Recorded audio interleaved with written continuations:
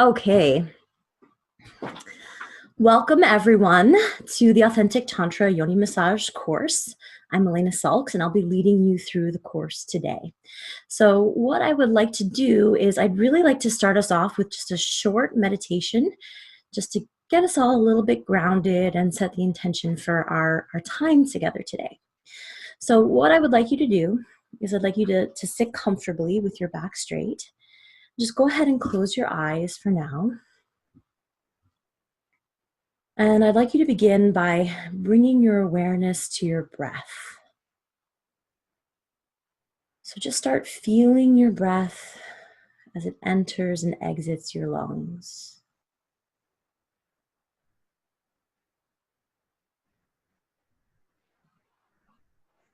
Notice the temperature of your breath as you inhale. It's usually a little bit cooler than when you exhale.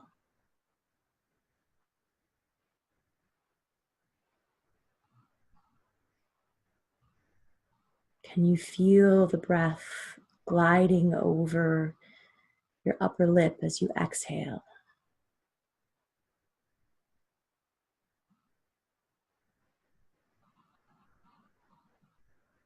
Can you slow the breath down?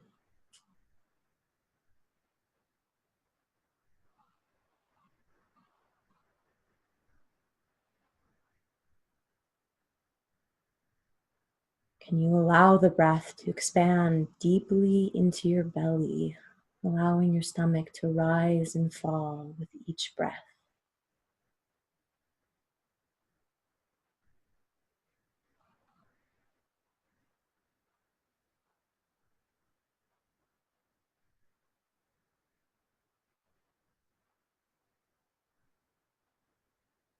Good.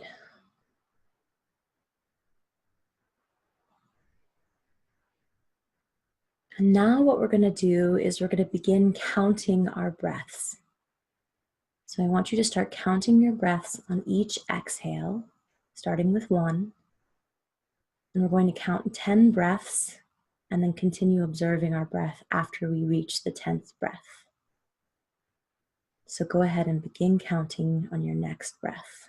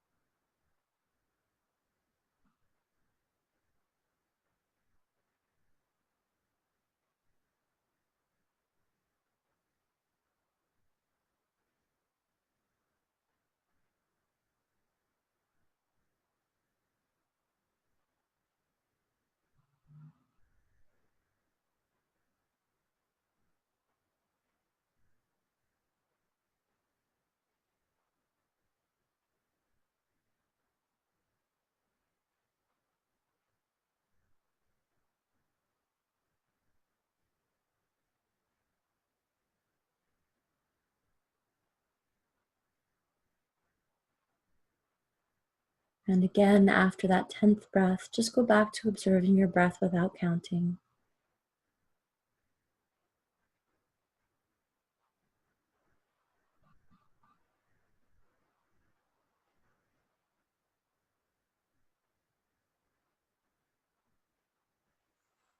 And when you're ready, you can open your eyes and come back to the room. Wonderful. Thank you, everyone. Okay. So thank you all for being here. I'm going to start with just a few housekeeping notes before we get into the really good, juicy details. So today we're going to be learning how to do an authentic Tantra Yoni massage. The perspective of this Yoni massage is for self-pleasure. Of course, it can be adapted to using on a partner as well, but for our purposes today, we're primarily going to be looking at it from the perspective of tantric masturbation or a solo self-pleasuring session. So we're recording our video today. We're recording in speaker view, so unless you turn on your microphone and ask a question, it will only be my face that will be in the recording. If you do have questions, you'll see a little chat box on the right side of your screen.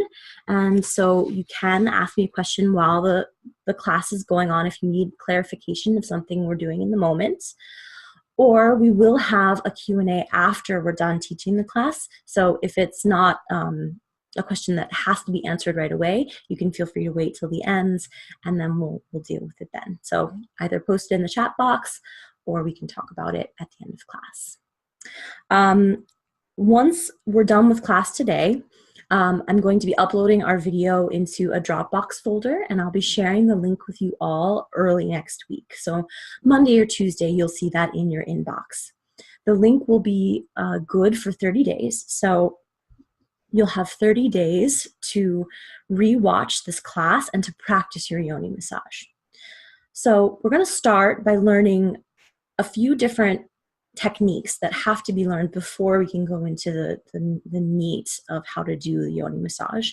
And then once we actually get into explaining the Yoni massage, I'm going to try and do it step by step, just like you would do it when you're on your own, so that you can go back and watch the video and have the video playing while you do your Yoni massage, so that you can start to do it in real time and also memorize the steps, because this practice is really, really wonderful, but you get the most benefit out of it by practicing it on a regular basis. So you're going to want to practice it a lot while you have the recording so that you can memorize it and take notes. So you can continue doing it for years and years to come. Okay, that's all I have for now. Does anyone have any questions before we get going? No? Wonderful. So, welcome. My name is Elena Salks, and I am the co-founder of the Institute of Authentic Tantra Education. So I co-founded the Institute with the creator of Authentic Tantra, David Ward Erickson, and my other co-founder, Marcy Weinstein.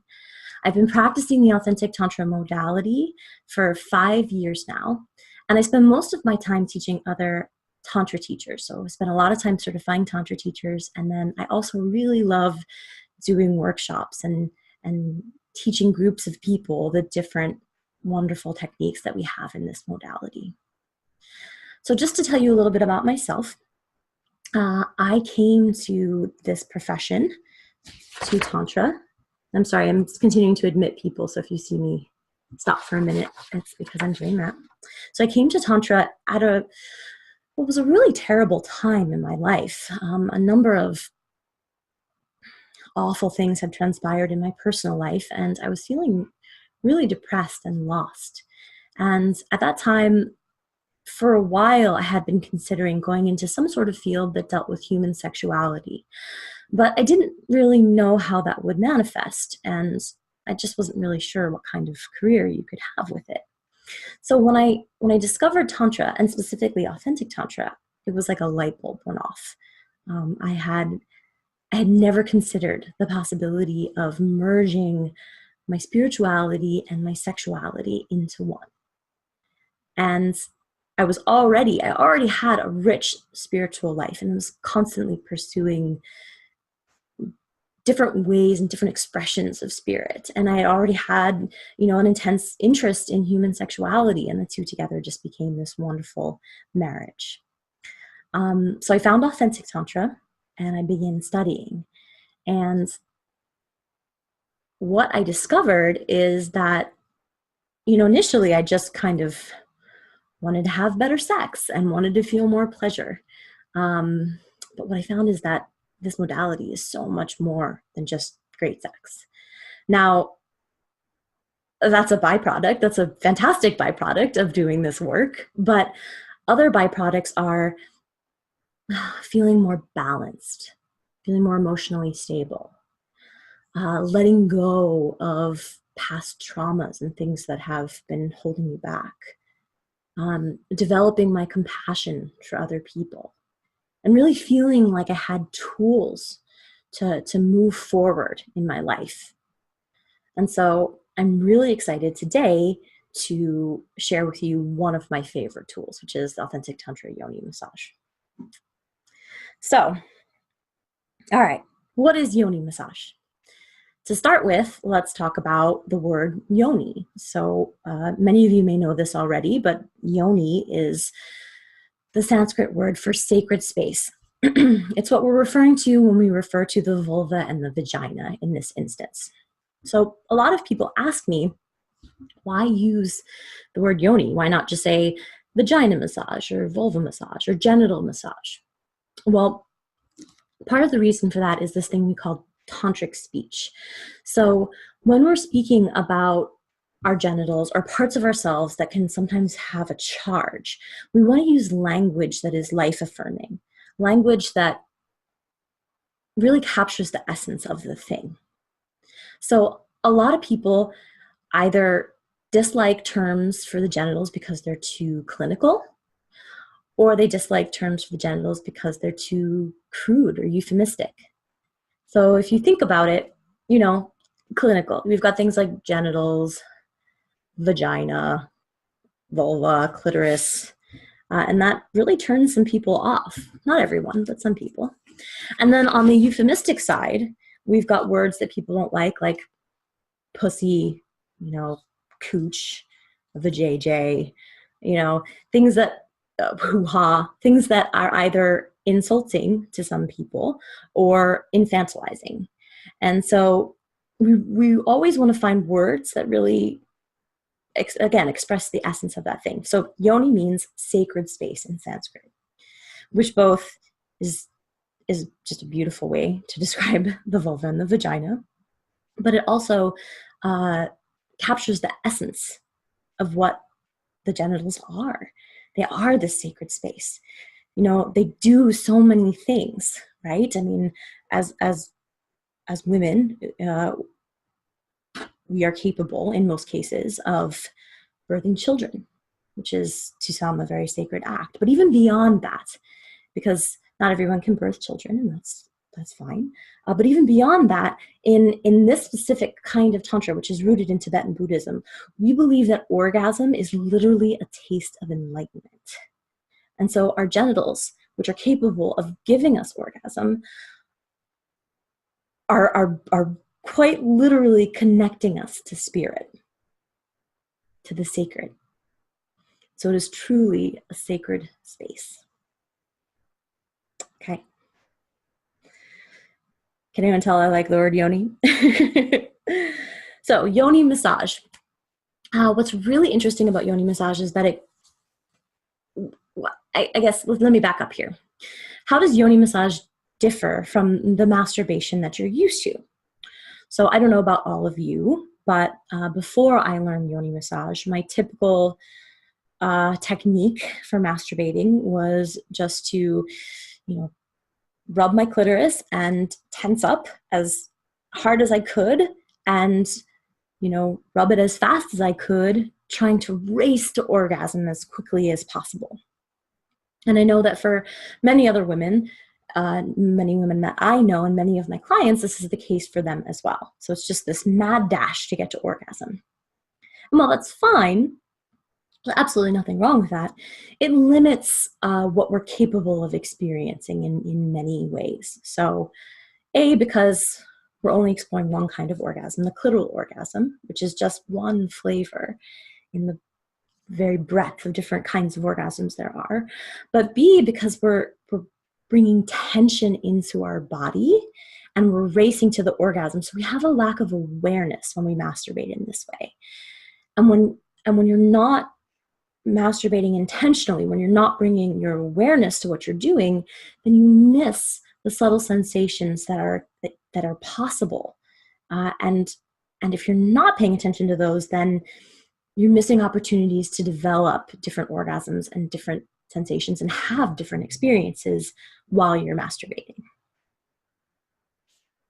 Okay. So Yoni massage is an intentional practice that is devoted to relaxing into your pleasure instead of tensing into your pleasure. So that's the first thing. You're relaxing into your pleasure, and then you're bringing awareness to everything that is happening to your body. So sometimes in Yoni massage, you will have an experience where your yoni will fully engorge, and you'll feel sensations you've never felt before, and maybe you'll feel pleasure that you've never felt before, and maybe you'll have orgasms or pleasure in parts of your body that you've never felt pleasure before. And sometimes in yoni massage, you'll have those things, but sometimes you also release. Sometimes we hold a lot of things in our genitals, and our body and our tissue can hold a lot of our unpleasant or traumatic experiences. So sometimes in yoni massage, you have the opportunity to release those experiences through this gentle touch, breath, and awareness that we're bringing when we're doing our yoni massage.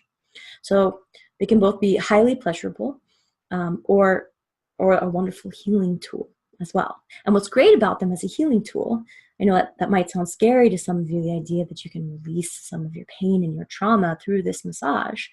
But what's incredible about doing that is that when you release those things from your genital tissue, your tissue goes back to functioning the way it's supposed to, which means that it will feel pleasure, because our genitals are supposed to feel pleasure. That's what they're designed for. So in all cases, we're expanding our orgasmic potential and our pleasure potential. Wonderful. Okay, so there are two components that we need to learn before we dive into the process of learning the actual yoni massage, or what we call the tantric masturbation session, which is the yoni massage with all of these techniques combined. So the first thing that we're going to learn is a short Tibetan meditation it's a 21 breath meditation, followed by a short fire element meditation. I'm going to be a little bit redundant with this because we're going to learn it now so that you're comfortable with it. And then once I teach you the yoni massage, because I want you to be able to watch it in real time when you're practicing at home, we're going to do it again later. And then the second thing we're going to learn is the ocean breath, which is a deeply healing and relaxing breath that you're going to use throughout the entire yoni massage when you're doing it. Okay? All right. So first, the meditation. So the authentic Tantra modality is rooted in Tibetan Buddhism. It itself is not everything that we're learning is Tibetan Buddhist practice, but everything that we do is rooted in these Tibetan Buddhist methods. It's the perspective that we come from. And we, the founders, are in close communication with our Lama, who's a Tibetan Buddhist teacher, and he has approved these different compatible healing techniques to use with these really ancient practices. And so what we're going to start with is a 21 breath meditation, which is really similar to what we just did in our 10 breath meditation. We're just bumping it up to 21. And then we're going to do a fire element meditation. So the 21 breaths is designed to focus your mind and bring you to a state of awareness so that you're here, you're present in this moment. You're not thinking about other things or thinking about what you have to do later. You're right here. You're setting an intention to be in this moment. In my understanding, it's essentially a litmus test for meditation, because if you cannot follow 21 breaths in order, then your mind isn't ready to meditate. So when you're doing this at home, you want to count 21 breaths consecutively, and if you lose count, you want to start over at 1. And then the second meditation is the fire element meditation. That is specifically going to deal with the chakra that's right in the sex organs. So in the Hindu chakra system, this is typically the second chakra, and in the system that we're going to be using, it's the first. So in Tibetan Buddhism, this particular kind that we're learning, which comes from the Shangpa Kagyu lineage, we are using the 7 chakra system, but we're using the top and bottom chakras as caps.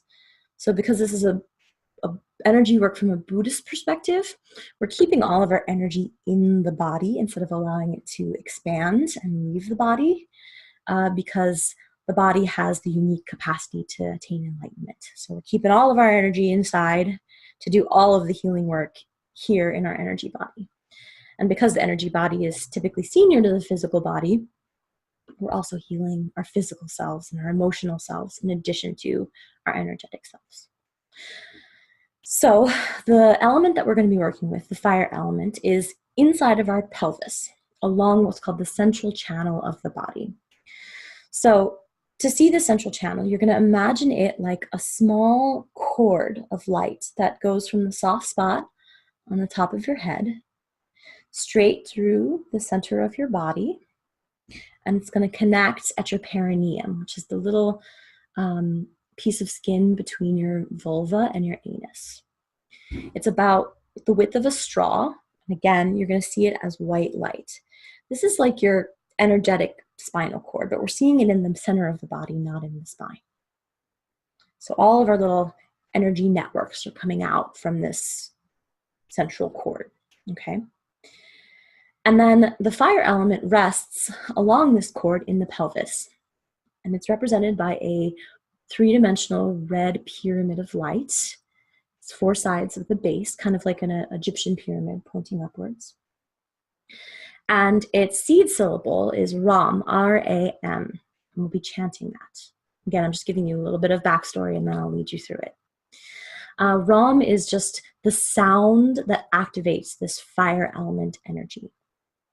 And the fire element governs our sexual energy and our reproductive organs, among other things. And it's also the antidote to one of the root poisons of Buddhism called attachment. So attachment being, being attached to things that we love, so much so that it causes us suffering because we may lose those things, or being attached to unpleasant things not happening. So this element is the antidote to that. So what we're going to do when we meditate on this is we're going to use our imaginations. So we're going to see a red pinpoint of light appear in the center of our chests along this central channel. And we're going to allow it to grow into a small red sphere. It's actually about this big, about the size of a really large grape, maybe an inch wide. Just sitting on that central channel in the center of our chest, three-dimensional. Then we're going to allow that red sphere to move down that central channel, that little white cord, until it comes to rest in our pelvis. And once it's there, we imagine that it changes into that pyramid, a four-sided pyramid pointing upward inside our body. And inside that pyramid, we're going to see that seed syllable appear, Ram, R-A-M.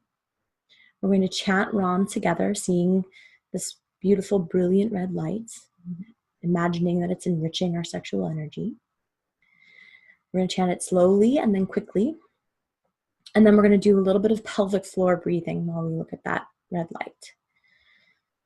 So again, to do the pelvic floor breathing, what you're going to be doing is you're going to be pulling up on your pelvic floor, kind of like, and if you've never done Kegels before or pulled up on your pelvic floor, it's similar to the muscles that you engage when you stop the flow of urine. So if you ever had to stop your urine, those are the muscles that you're going to be using. So we'll be inhaling and we'll be clenching our pelvic floor up and into our body. Then we'll release it and exhale. Then we'll clench and release at the bottom. And then we'll inhale again and do it again. And we'll do that for a little while. And then we're going to take a big breath and we're going to clench and release a number of times. And then exhale. We'll do it again 2 more times. And then we're going to just allow that pyramid to turn back into a sphere. Bring it up the central channel to our heart. Let it turn into a pinpoint of light. And then allow that pinpoint of light to dissolve. So I know that was a lot. It's a little much to explain right off the bat. But since we're imagining it before I led you into it, I just wanted to give you a little bit of an idea of what was going on and to see if anyone had any questions about how to engage their pelvic floor before we begin. Any questions on that? No? Okay, great. So what I'd like everyone to do is sit up straight. You can sit in in the lotus position where your knees are crossed, or if you're sitting in a chair, you can just have your feet flat on the floor. You're going to want your spine straight. These are the 5 points of meditation. And these meditation points are, in and of themselves, really important for calming the mind. So, sit up with your spine straight. You're going to tuck your chin slightly just to straighten the spine again. And while we're meditating this time, I'm going to see if you can try meditating with your eyes open. In this kind of Tantric Buddhism, we meditate with our eyes open because we have this concept of inside-outside same, where we're not retreating into our minds to meditate. We're allowing the outside world to be a part of our meditation, which allows us to cultivate meditative states as we go through the day. So if you'd like, go ahead and try. It's a great way to practice, because then you can practice this meditation while you're at work or out doing other things. So spine straight, chin tucked, eyes open in a soft gaze. You can just kind of let them glaze over. You can blink if you need to. It's not a staring contest. And you're typically staring at a point about an arm's length in front of you. So if you put an arm out and then let it go, that's where you're looking. You're going to have your hands resting comfortably in your lap or with right hand over left, whichever is more comfortable for you. And you're going to just place the tip of your tongue on the roof of your mouth behind the front teeth. And the reason for this is that there's this wonderful energy channel that runs up the back of the body and down the front, and it connects right at that point. So we're just making sure that all of our energy channels are connected while we meditate. So, to start, just like earlier, I'd like you to bring your attention to your breath as it enters and exits your lungs.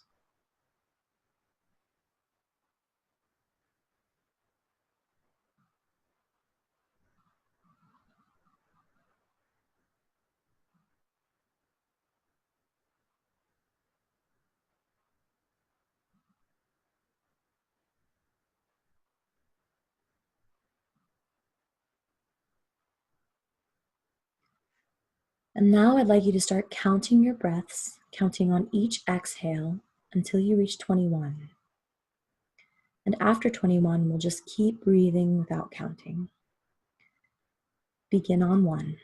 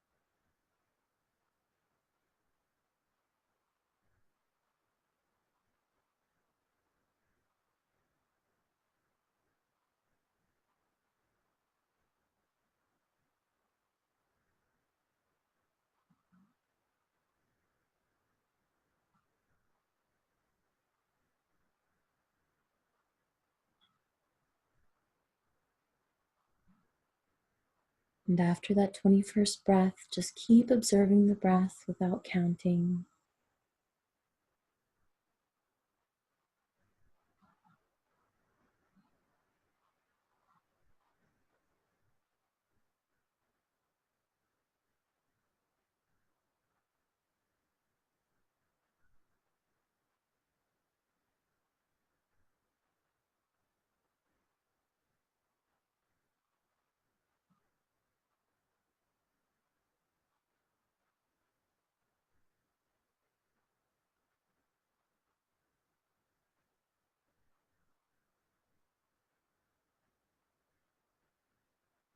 Now we'll start our short fire element meditation.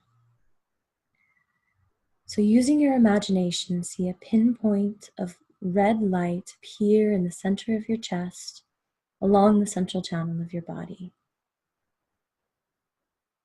You can imagine it like a tiny star, tiny red star in the night sky.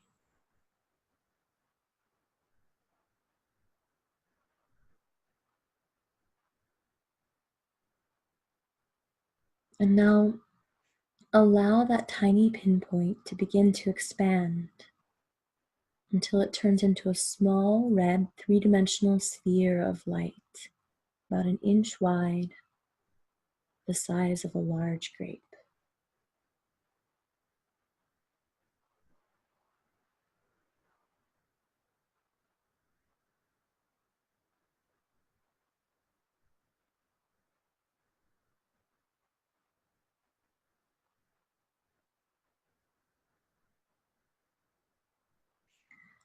Allow that small red sphere to begin to travel down the central channel until it comes to rest inside of your pelvis.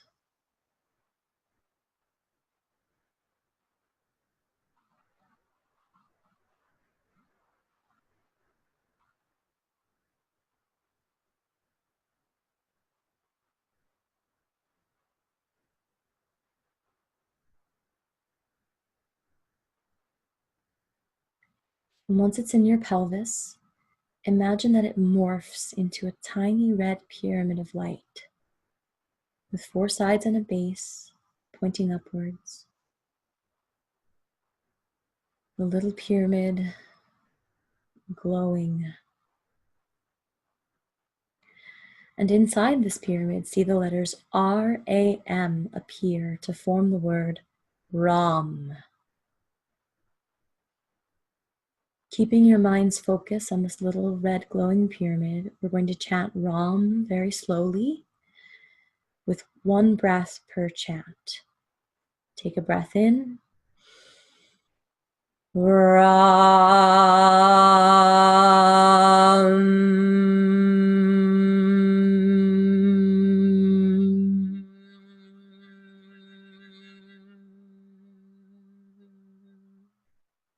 Breathe in again.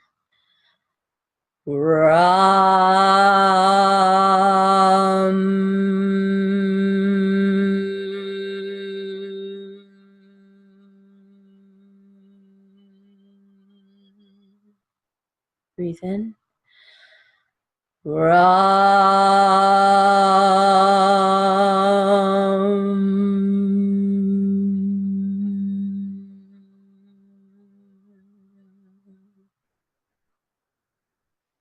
Now see rays of red light emanate from the pyramid and allow them to fill your body and illuminate the room you're in.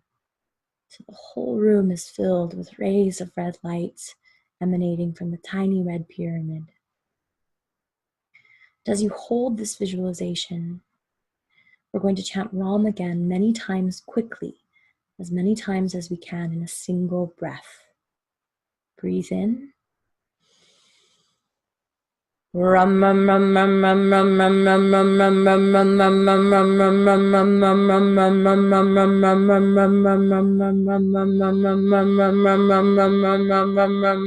ram ram ram ram.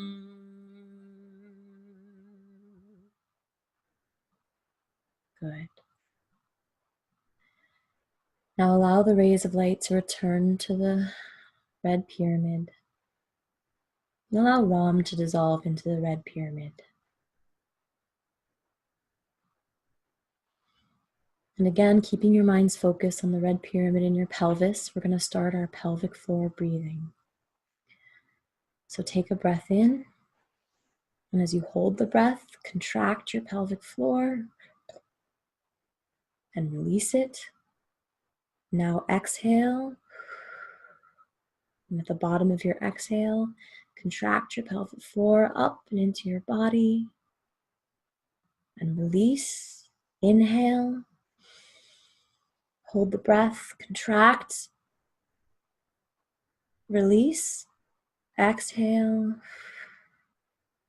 The bottom of the exhale, contract, release, inhale, hold the breath, contract, release, exhale, bottom of the exhale, contract, release, one more time, inhale, contract, release, exhale, contract, release. Now take one big inhale, hold the breath, and as we do, we're going to contract and release our pelvic floor in a pulsing fashion very quickly. Just keep holding that breath, pulsing your pelvic floor. Then release completely and exhale. You can even push down just a little bit at the bottom of your exhale, pushing out on your pelvic floor. And we'll do it again. Take a big inhale, hold the breath and pulse, contracting, releasing that pelvic floor.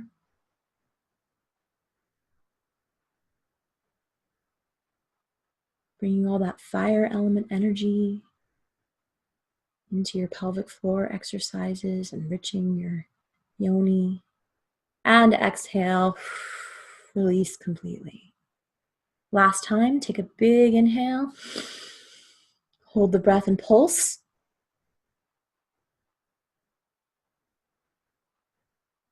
See that red light filling your pelvis as you do this.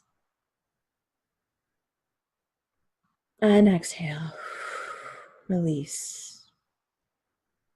Good. Bringing the focus back to the pyramid if it's gone away.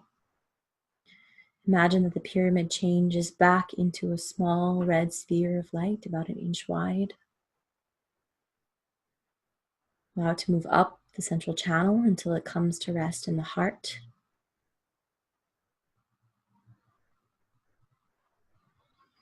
Allow it to begin shrinking, getting smaller and smaller and smaller until it's nothing more than a pinpoint of red light in the center of your chest, like a star in the night sky.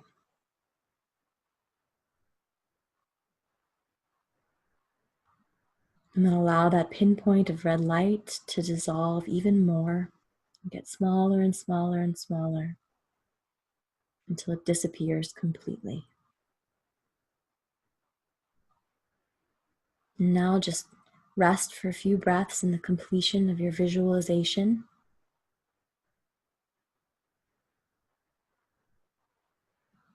And when you're ready, you can lift your eyes and bring your awareness back to the space. Okay, how was that for everyone? Any questions? And if you just came in, we just did the fire element meditation, which is part of our Yoni massage, which will be on the recording, which you'll get early next week.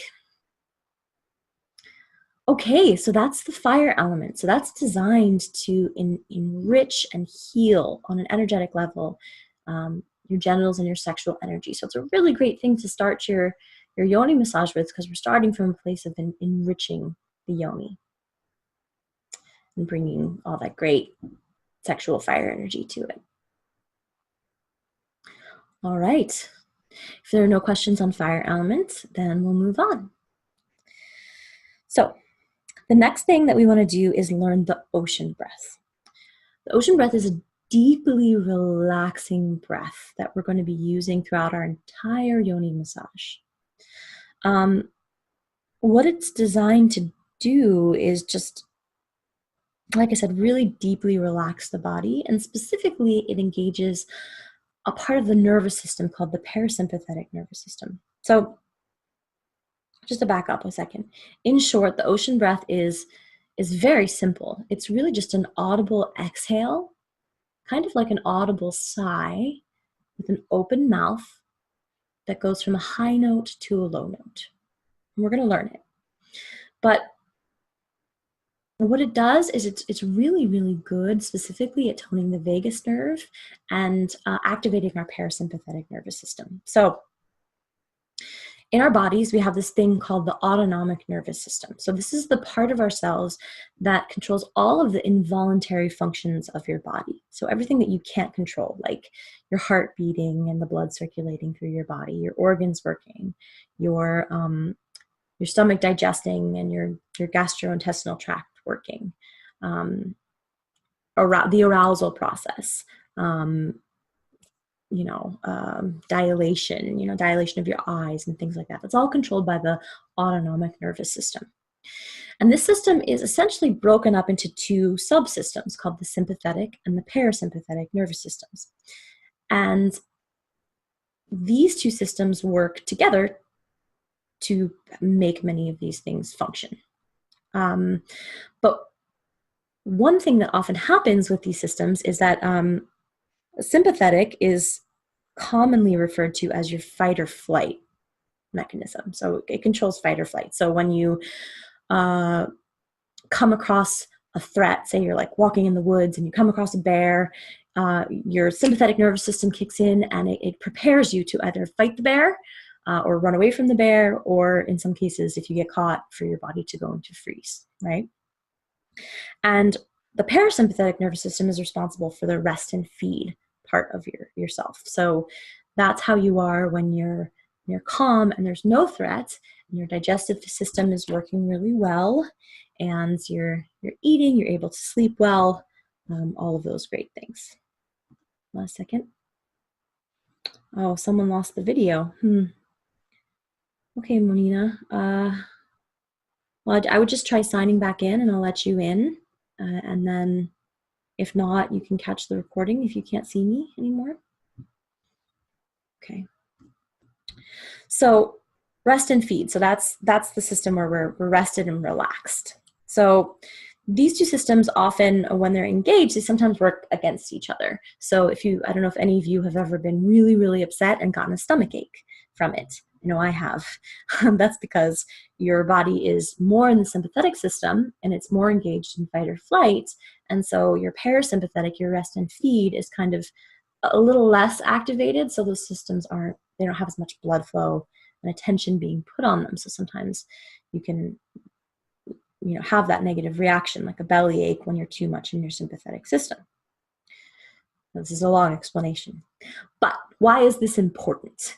Well, the reason that this is important is because those two systems have to be working together for a proper arousal process to happen. So if you're in too much of one or the other, it's difficult for your arousal to happen and your libido may be low. And because we live in a really high stress world, we are often stuck at a low level of fight or flight because our brains don't really know the difference between a perceived threat and an actual threat. So if your boss is screaming at you for something, it's perceived as, you being attacked. It might not be quite as extreme as if there was actually a bear in front of you, but still you're at a low level of fight or flight. And you can't run away from your boss or fight your boss. So we get stuck without completing the stress response systems, and we get stuck at these low levels of being in fight or flight instead of being balanced.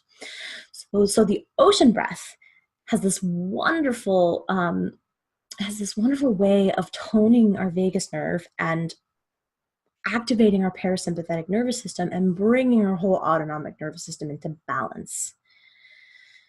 So it's always a very long explanation. But so the long and short of it is it allows you to relax and allows your arousal to work properly. And it also allows you to move through any blocks that you might come across if you come across blocks when you're doing Yoni massage. So if you come across a trigger or a block in your tissue and it spurs some kind of memory or emotion, you can do the ocean breath. Engage the parasympathetic nervous system. Tell your body that it's safe by doing the breath. You can allow yourself to work through whatever arises. Okay? So helps us become more aroused, helps us move through blocks. Ocean breath is awesome. So this is how we do it. So the ocean breath is an open-mouthed breath. that you breathe deep into the belly for. So I'm just going to demonstrate it, and then I'm going to walk you all through how to do it. So you're going to open your mouth as wide as you can. And typically we say that you want to be able to put 2 fingers between your teeth and then remove them so that you have a nice open wide mouth, like so. And then breathing deep into your belly, you're just going to allow this wonderful audible sigh to roll out of you from a high note to a low note. And it goes something like this. Ah.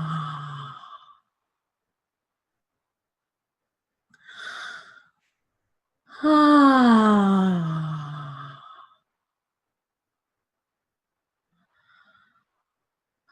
Ah.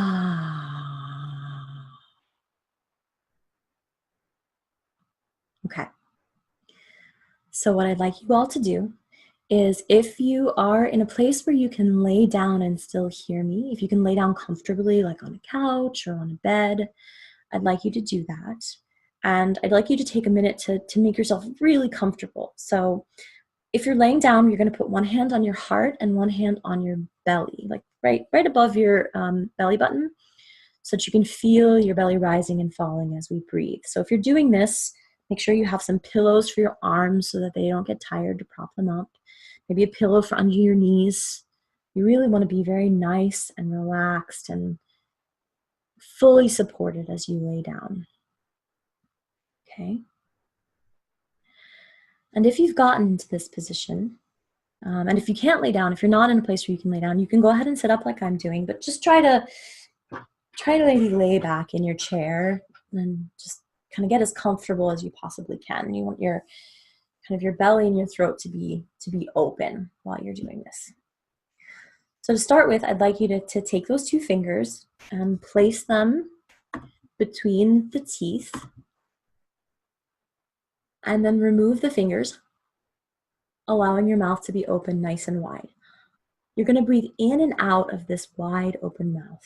So for now, I just want you to practice inhaling and exhaling into this wide open mouth, allowing your belly to move up and down as you breathe. So let's just do that for a little while. You can close your eyes.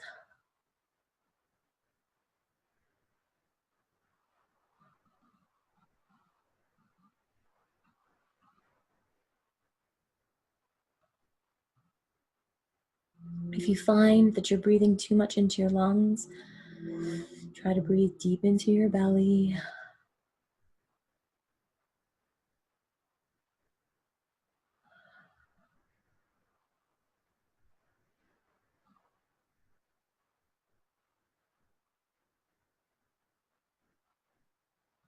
And then check your mouth with your 2 fingers to see if it's closed at all. Again, you want a wide open mouth that you're breathing in and out of. And if you need to wet your lips and close your mouth occasionally, you can.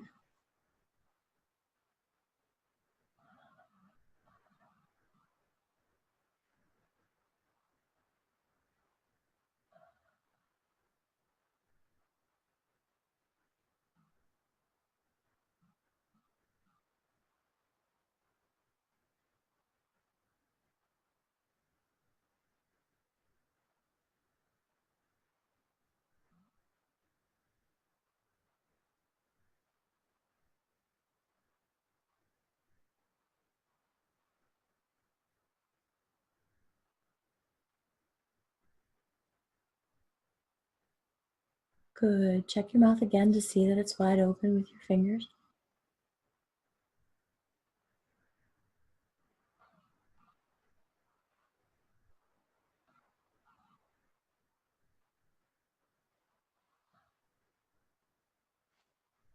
And now we're going to practice making the sound.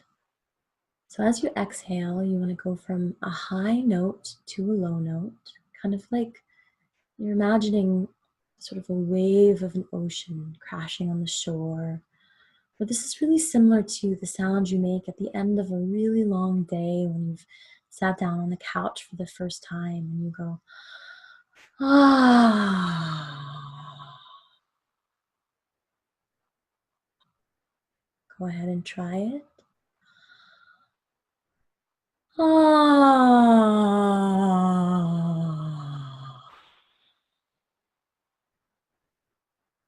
Keep going. Ah.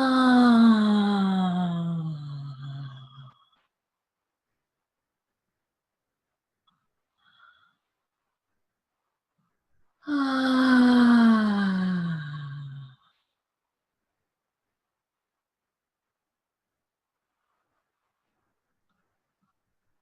Ah. Keep going. Now you really want the sound that's coming out of your throat to come out of you effortlessly. There should be no straining. It should feel pleasurable to make the sound come out of your throat. Ah.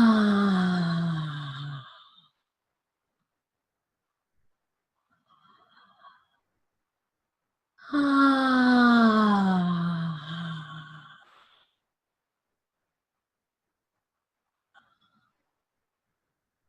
Ah.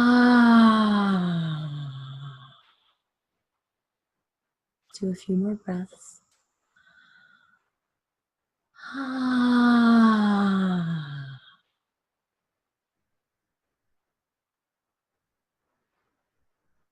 Ah.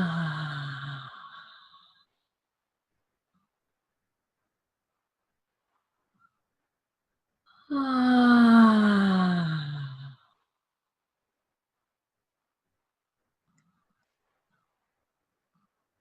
Ah.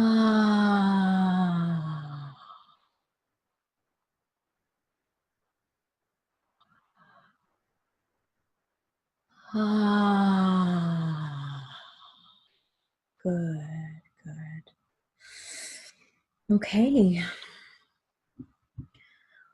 Hopefully that felt good for you guys. You can go ahead and slowly get up. Come back to a seated position. And let me know if anyone has any questions about the ocean breath.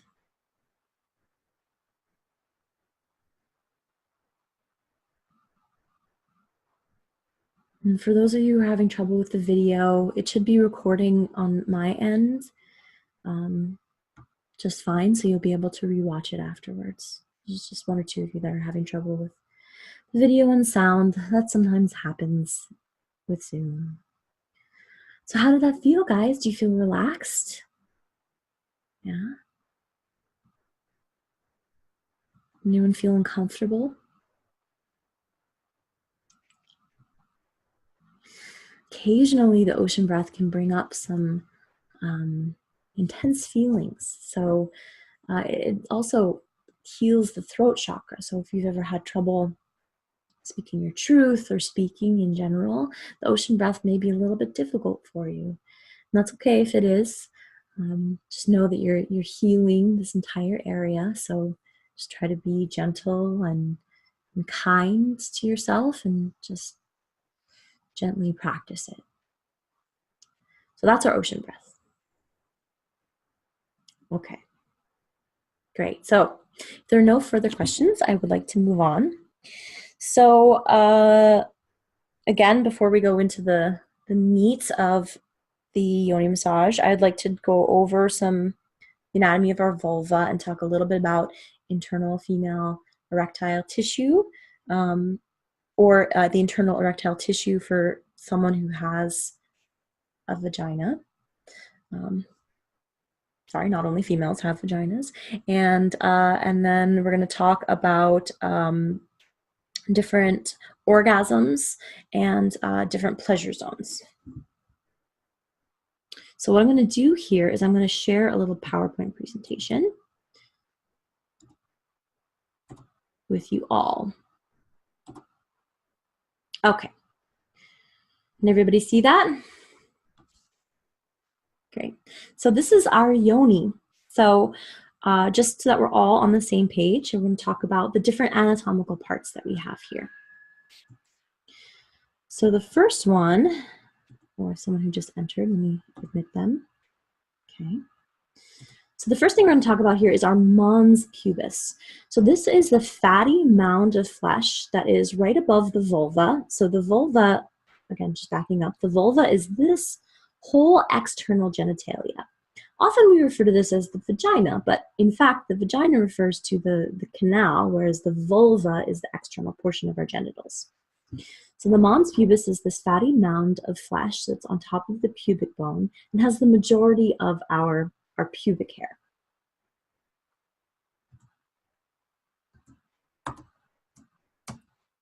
Next is the glands of the clitoris. This is what we commonly refer to as just the clitoris, but our clitoris is actually a large internal system of which the glands is kind of just like the tip of the iceberg of the entire organ.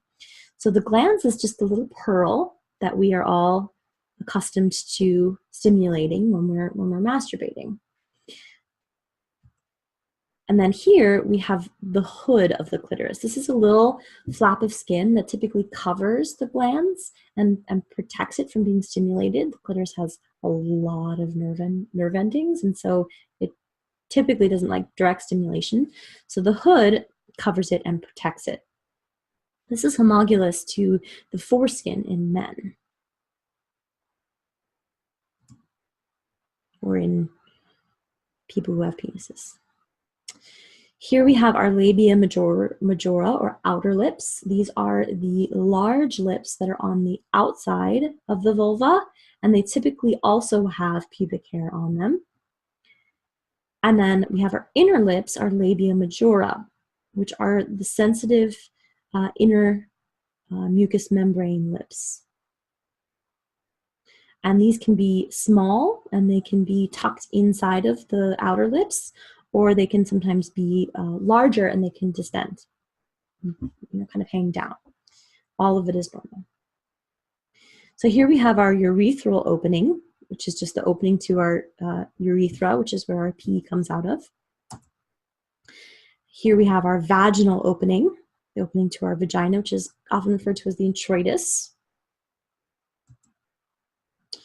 And all the way, I can't see this because of my bar, all the way at the bottom we have our perineum. The perineum is the flap of skin between the vulva and the anus, and then not pictured here, pictured off screen is our anus, which in Tantric speech is referred to as the rosebud. Great. Any questions on the yoni? No. Great. So here is the female internal erectile tissue. So we're looking at this the same way that we're looking at the yoni, okay? So our vaginal opening is right here. And all of this is inside of our body. So here we have the glands and hood of the clitoris. This is external, okay? And then here we have the shaft of the clitoris. Now this is sometimes external and sometimes internal, depending on the woman. So this shaft goes straight into the body and then breaks off into two legs of the clitoris, which are inside of the body, running on either side of the vaginal opening and the urethra. The Latin name for these guys is the corpora cavernosa, and this is all erectile tissue that is capable of engorging. It just doesn't engorge as fast as men's erectile tissue typically does, because for people who have a clitoris, it usually takes anywhere from 20 to 45 minutes for all of this internal erectile tissue to become fully engorged, which is part of the reason why yoni massage is so wonderful, because we're really taking the time to allow this tissue to engorge. Down here at the end of the legs are the crus of the clitoris. These attach, actually I don't think these attach, the crus in men attach to the pelvic bone, but these are just the ends of the legs which also engorge and grow. They kind of elongate and grow into the body as we become engorged and aroused. Someone's chatting. Okay, no problem, Val. Okay.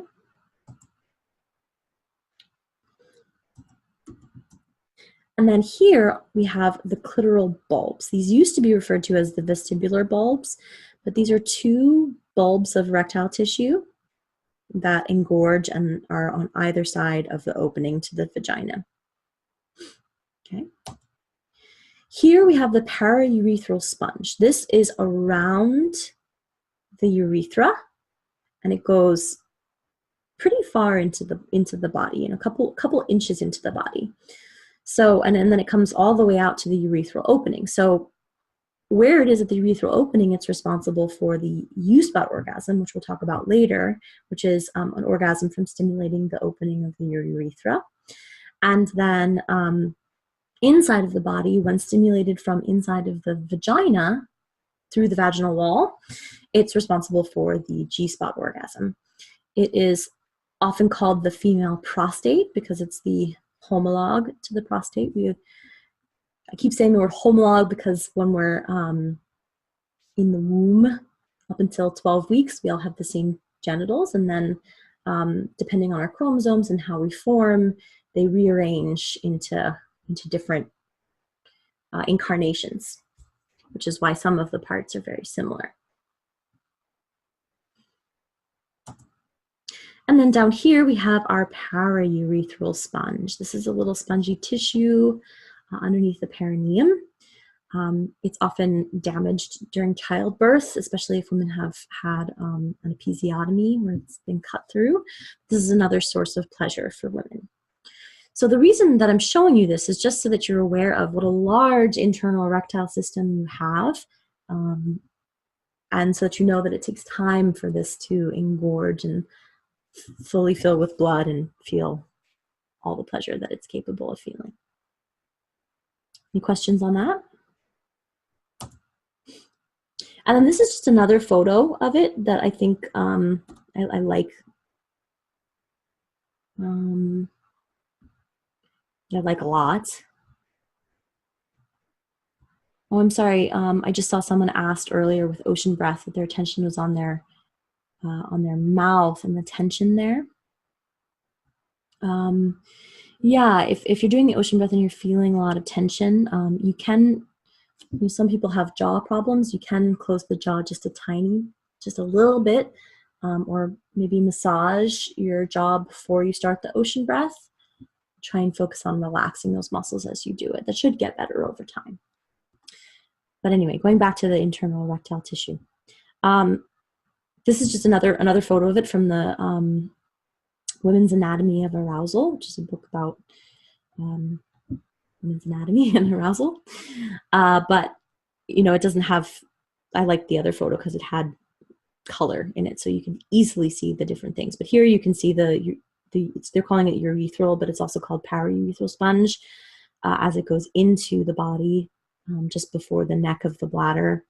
And then you can also see where the vaginal canal is and how the clitoral system is arranged around the opening of the vaginal canal.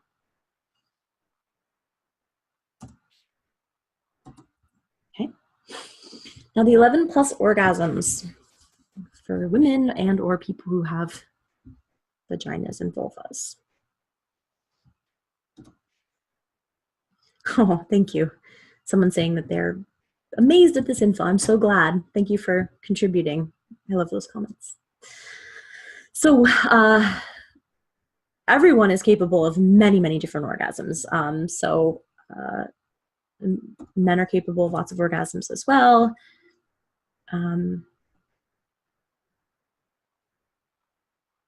Someone's asking, is it normal to see the vaginal canal, pink wall, or tube after childbirth? Can you explain a little bit more? Are you seeing the vaginal canal come out? Is it like distending out?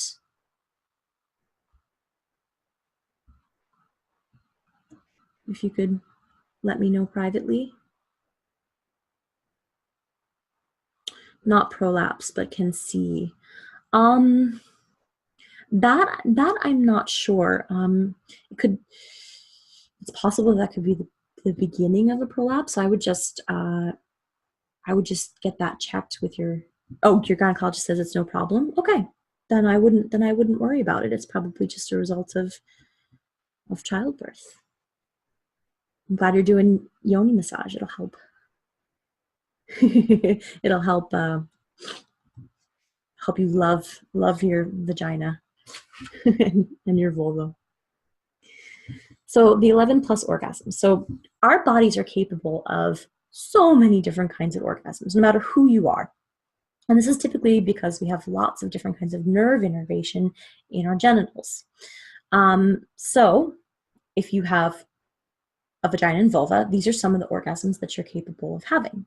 So number one is the one that most of us are familiar with, which is an orgasm coming from the clitoris. So this is just when you're stimulating the clitoris and you bring yourself to orgasm. It's probably the most common kind of orgasm for people with vulvas. Two is the G-spot orgasm. This is called the G-spot. It was originally named after the doctor who discovered it. So it's the Grafenberg spot. And then in a lot of feminist culture, they call it the goddess spot because they don't like that a woman's orgasm is named after a man. But either way you look at it, the G-spot is a place that you can experience one kind of orgasm, and it is comes from stimulating the anterior wall of the vagina, the side of the vagina that is closest to your front. And it's about an inch or two inside of the vagina on that anterior wall. And what you're doing when you're stimulating that area is you're actually pushing on the paraurethral sponge that we saw in the last slide.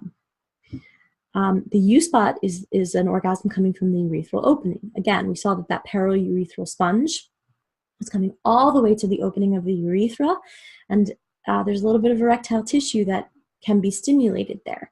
So if that area is stimulated, then you are capable of orgasming from that spot. That is not an orgasm that I have personally had, but I know people who have had it. Someone's asking to please see the sponge slide again. Absolutely. So you can see it here. Again, it's either called urethra or paraurethral. Para just means around, because you can see it goes around the urethra. So that's why it has those two names. So yes, right at the opening is where the U-spot is. You can stimulate that. The best way I can describe this to most people is if you've ever had to pee like so badly that you can barely stand it, and then when you finally pee, it feels like you're having an orgasm. I attribute that to the paraurethral sponge. It almost seems like your body's way of rewarding you for finally peeing. And then the G-spot comes from stimulating the urethral sponge from the vaginal canal. So pushing on the vaginal canal and actually pushing on the urethral sponge. Does that make sense? Okay. The A-spot is the anterior fornix erogenous zone. And that is located just about an inch further into the vagina on the anterior wall. Someone's asking about UTIs if the urethra is touched. That's definitely a possibility anytime you're rubbing against the urethra. So I would recommend peeing after you're done in order to cleanse the urethra, and then of course if you get a UTI, going to the doctor. So the A-spot, that's located an inch or two past the G-spot, right up on the anterior wall near the cervix. And I will show you that in a little bit. I have a slide of the female spots. The cervix is capable of orgasming. So for a lot of women, this is a painful area. They don't like their cervix being touched. And the cervix undergoes a lot of trauma through pap smears and being smacked too hard during sex or childbirth or surgical procedures. So sometimes this is a place that really hurts, but cervical orgasms are possible, and they're these really wonderful, deep orgasms. And then a uterine orgasm is really just an extension of the cervical orgasm. It's just when you have an orgasm from the cervix that then where the pleasure seems to then go into the entire uterus, and you feel like that entire area is feeling lots and lots of pleasure.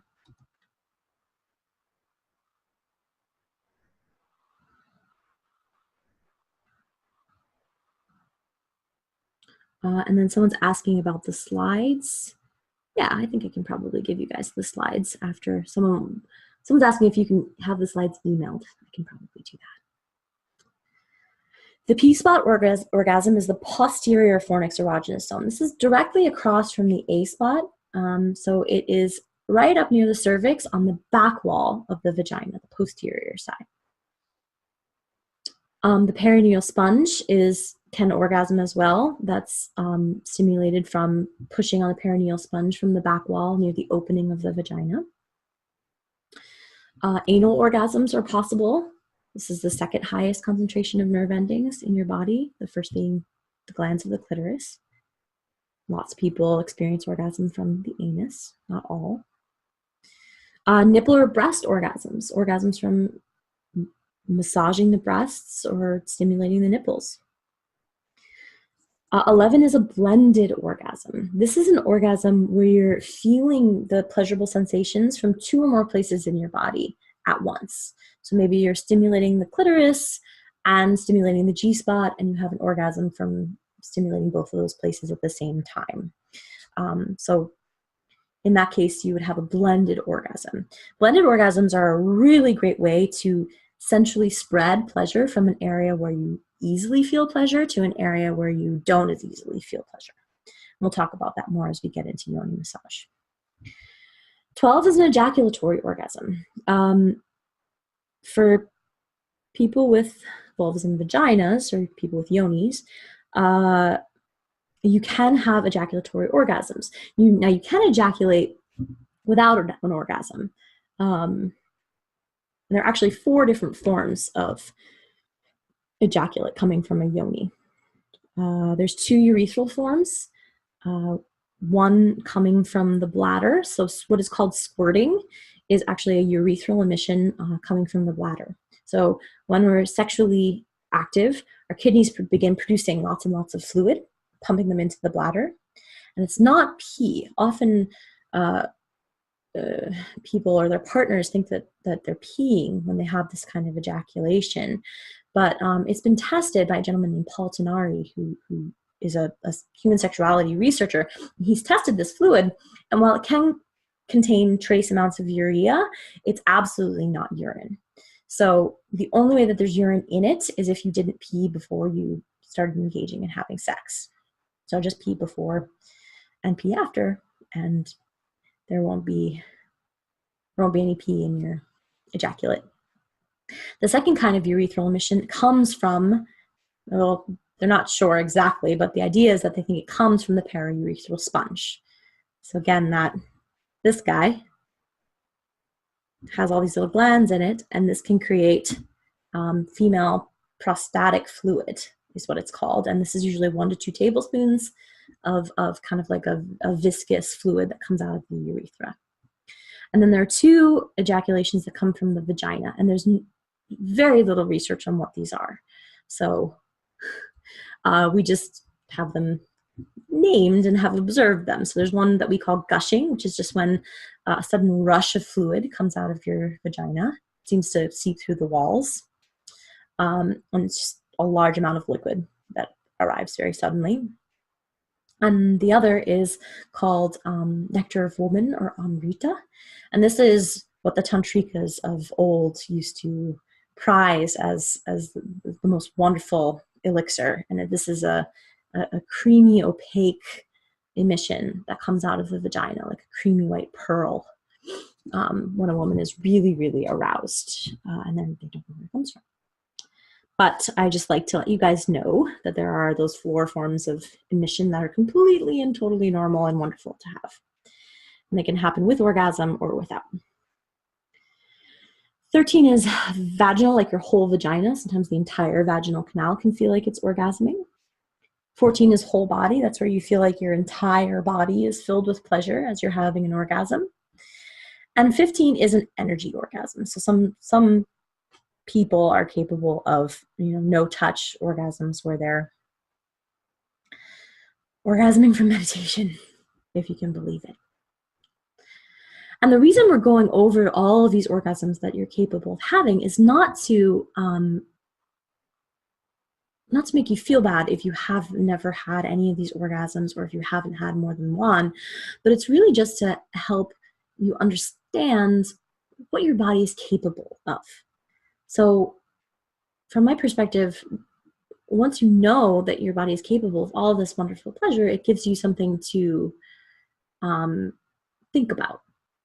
Think about spreading your pleasure. Think about what you might like to have. But I encourage you not to put any pressure on yourself.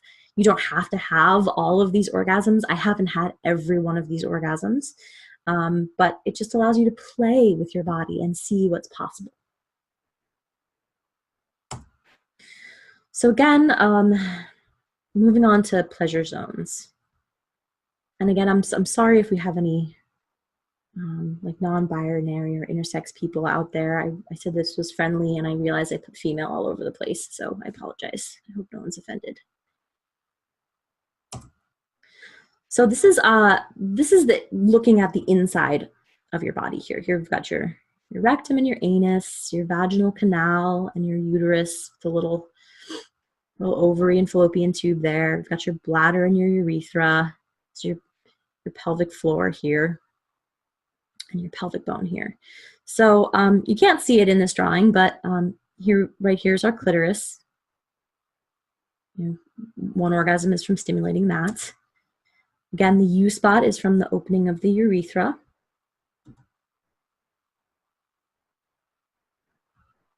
Yeah, someone said, very expanding, healthy to accept the non-clitoral orgasm. It's not a failure if you're just riding the pleasure wave. Yeah, that's a very good thing to say. Yeah, because another way that you can look at orgasm is as a peak of pleasure instead of defining it as this like explosive, mind-blowing thing. It's really helpful sometimes to just call it a peak of pleasure so that you can really accept the different ways that your pleasure is expanding. So again, the U-spot orgasm comes from stimulating the opening to the urethra.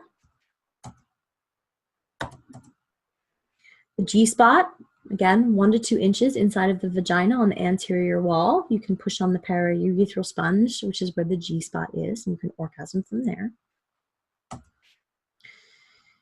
Here's where your anterior fornix is, right up on the front wall of the vagina near the cervix.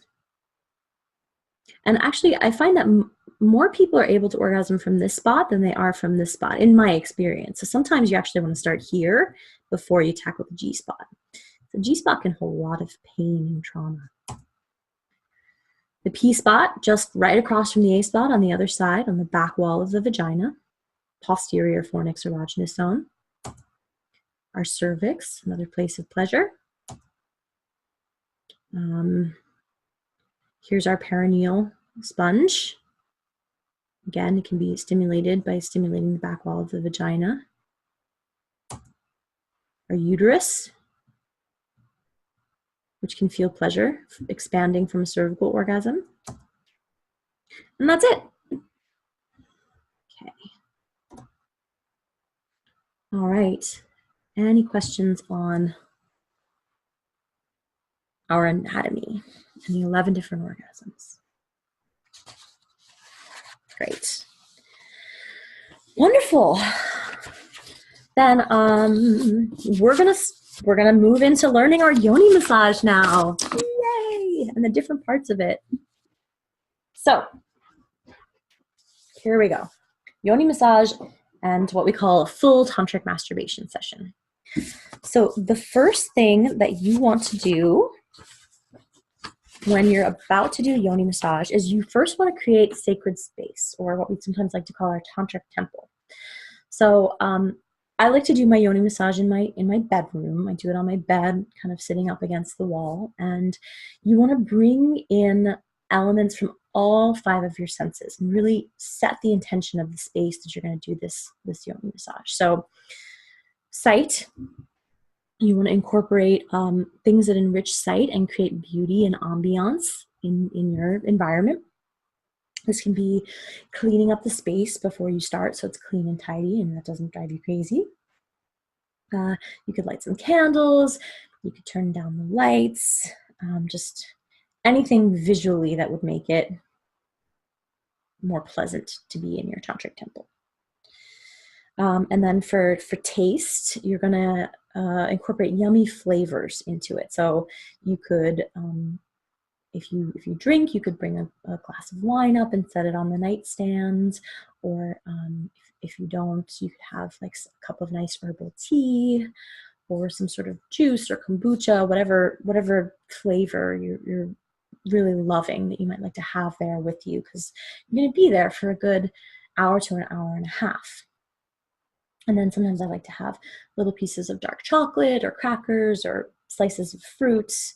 I just arrange that on a plate and bring that up and put it on my nightstand so that I can snack on it and engage my sense of taste throughout the Yoni massage. Smells, enriching smell. So you could burn some incense. The candles that you like could be aromatherapy candles. You could rub some delicious essential oils on your body, or massage oil on your body for that wonderful scent. You could use oil diffusers or perfume, whatever makes sense for you for smell. For touch, you could bring some feathers, that you could touch your body with some feathers, or you could put some soft fabrics down, some soft sheets or blankets, or maybe a soft warm robe or a silky robe or silky negligee, whatever makes you feel wonderful. Fluffy pillows, massage oil, organic lube, all of those wonderful things. And then sound is our last one. So you want to have soothing sounds around you. So this could be an album that you love, or it could be sounds of the forest, or could be monks chanting, or sounds of the ocean, or words of affirmation. You could just say wonderful things to yourself, or tell yourself wonderful things about your body. But you want to engage all 5 of your senses in preparing this space.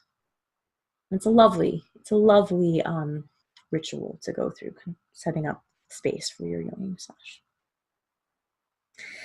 And after you do that, we're going to go into sitting up and following your breath. So I know I said we were going to redo 21 breaths in fire element, but I don't think that we have time to redo it.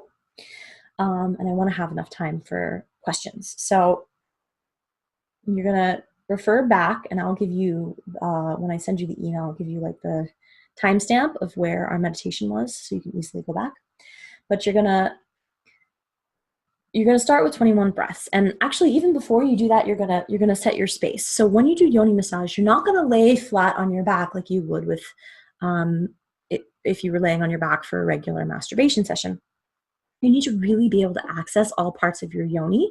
And so you really want to be sitting upright in a semi-reclining position. So what I do is I have a bed up against my wall, or you can easily have a bed with a headboard or something of that nature. And I put 2 pillows behind me so that my back is really supported. And I sit at a 45-degree angle, resting on those pillows. And then I put pillows under my arms, so my arms are nice and supported. And then I allow my knees are bent, and I allow them to kind of flop open to the side, and I put pillows under my knees as well.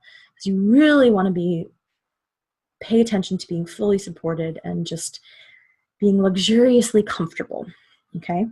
So set that up beforehand, because you don't want to do your meditation and then set it up. You want to be able to go right into your reclining position. So set yourself up, make your little nest, and then you're going to sit up and follow 21 breaths. So start by breathing, just observing your breath, count 21 breaths, and go back to observing the breath after. And then you're going to do your full short fire element meditation. And again, this is to stimulate and enrich your yoni and your sexual energy, enrich and purify it. You're going to do it with your pelvic floor breathing. Okay. And after you're done with that, you're going to lay back in your comfortable nest position. Okay. And you're going to put one hand on your heart. And this time, instead of one hand on your belly, you're going to put the other hand on your yoni. So what this does is this connects heart to genitals. It creates this emotional and heart connection to your genitals. And while you're sitting like this, then you're going to do ocean breath until you feel full. So what this means is you're gonna do ocean breath until you feel really, really relaxed and ready to start your Yoni massage. I would recommend at least 10 ocean breaths, but do a few now. So, ah,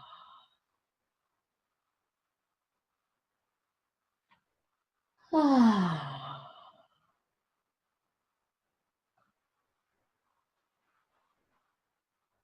ah,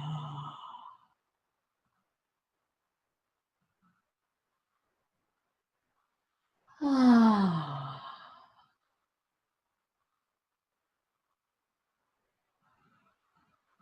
ah. Good. Good. And if you're watching this after the fact, this is where I would pause and continue doing ocean breath while I continue to talk about how to do Yoni massage. So again, our ocean breath is just connecting us to ourselves and allowing us to deeply relax before we go into the Yoni massage. Great. Now we're ready for Yoni massage. So the first thing that you're going to do is what's called your foreplay. So you want to start by just kind of relaxing and massaging your body and touching your body lovingly all over. So you might want to touch your neck, you might want to touch your arms, you might want to touch your breasts, your belly, your hips, your legs. And you're going to do ocean breath the entire time you're doing it.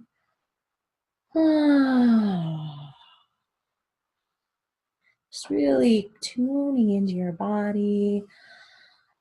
And doing whatever feels pleasurable. If you want to touch, you can touch your face, you can touch anywhere you'd like that feels good to you.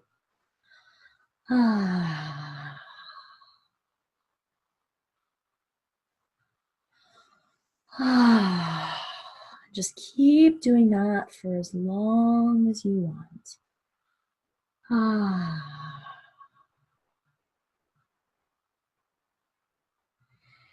And again, once you're watching this after the fact, as you're going through it, you can pause at any point, and I encourage you to pause in between steps so that you can really zone in to each step and really make it your own and be in your own mind and in your own awareness. So, touching your body. You can certainly go over your vulva if you like, touching your thighs, just really loving yourself. And then after that, once you feel complete, we'll move into the Yoni massage mudras. So to explain this, I've got our lovely model here. I just got to adjust the picture so that you can see her. Can everybody see her all right? Or can everyone see the Yoni all right? Great. It's hard to see because I cannot see myself very well. There we go. Okay. Wonderful. So we've done our foreplay, and now we're moving into our Yoni massage mudras, which are our hand motions. So the first thing we're going to do is what's called chi massage, and this is massaging our mons pubis. Again, mons is this fatty mound of flesh over the pelvic bone. And it's really like almost like a no man's land because it's so close to the genitals that it doesn't really get massaged in a normal massage. And it's above the genitals during sexual contact, so it usually gets ignored. So we're going to give the mons a little bit of love and attention. And to do this, you can pinch it and pull on it while you do the ocean breath.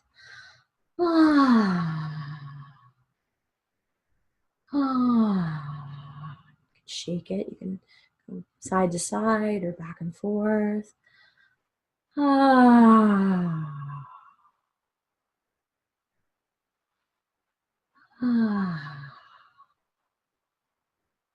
then I also like to give it a few little finger rubs. Like I like to do little circles with my thumbs and get some of the knots in there. Again, doing our ocean breath the entire time.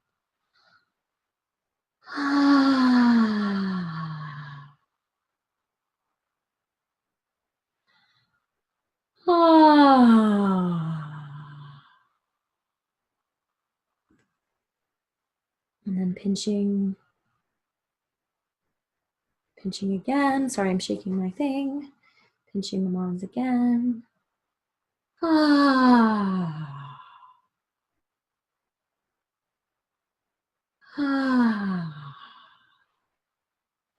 And again, doing a little massage. And I usually try to do every move about 3 times minimum. Just so I really take some time to relax and get in there.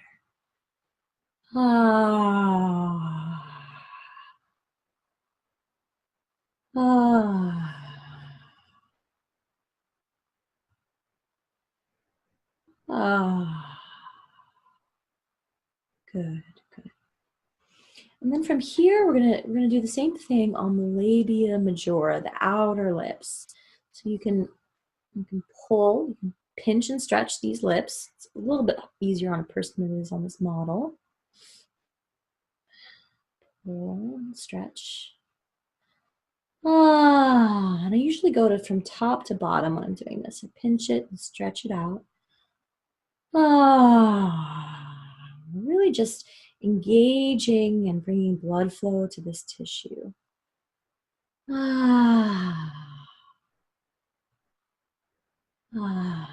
Again, the other side.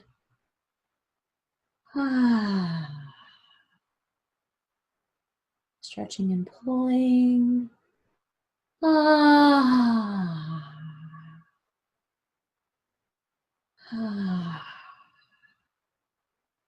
Go again. You want to do each side 3 times. You can do them at the same time if you like.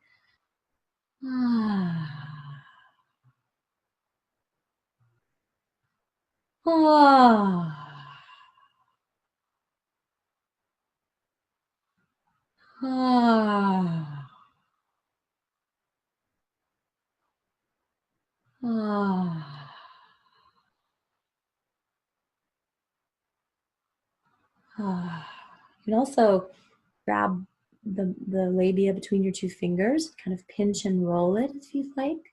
Just another level of sensation. Go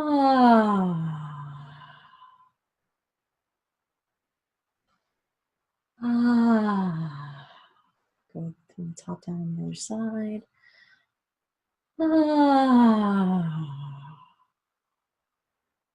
Relaxing into the sensation. Oh, and right now, someone asked if this is with lube or without. Right now, we're not using lube because we're just working externally for the moment. Once we move internally, or not internally, but we're working with the, once we move into touching the mucous membranes, we'll add lube. But for now, we're just going to do this without lube. Okay. So you really want to be able to pinch and pull. If you have lube, it slips right out of your fingers and it becomes really difficult. So you just go slowly and very, very carefully. Okay, so we massaged the mons and we massaged down the labia, either pulling or kind of pinching and rolling the outer labia between our fingers, or both. I do both. Next is called the lotus taco. Now this is a little difficult for me to show on the model. It's much, much easier for me to do on an actual yoni. But basically, if you've ever eaten a hard shell taco, you have to kind of squeeze it between both of your fingers to bite it. We're going to be doing we're not going to bite our yonis, but we're going to be doing a similar thing with our yonis. So you're going to squeeze all of the tissue together. So you're going to grab the yoni from the outer labia and squeeze them together, and then you're going to pull away and shake. So you're going to kind of squeeze it all together like it's a taco. Again, it's hard to do on this model. It's really easy to do on your body. And you're gonna pull away from the body and shake. And what you're doing when you do this is you're just grabbing all of that tissue and gently pulling it away, and it's allowing lots of blood flow to come to the whole region, all around it, and the labia and everything. The entire vulva gets a lot of blood flow when you do the lotus taco. So again, grabbing it like a taco. I hope you can kind of see this, sort of like that. When you do it yourself, you can't see it. And pulling away and shaking. Ah. Ah. Ah. Good. Good. Okay. So you're going to do that. I'd say, you know, you don't have to do it 3 times because you're just pulling on the labia and pulling it away, but I do at least maybe 6 ocean breaths for the lotus taco. Great. The next move is the pelvic floor press. So using the fingertips on both of your hands, you're going to find the arch of your pelvis, which is in and around here on either side of your labia. And you're going to gently but firmly press into the soft tissue of your pelvis. You're going to push in. Do your ocean breath. And release. Maybe move down a little bit, push in.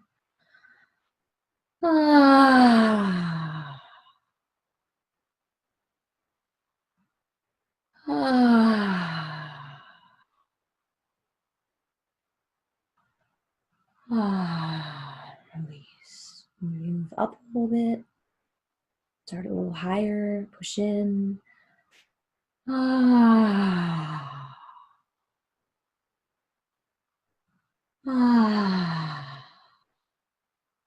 Move down.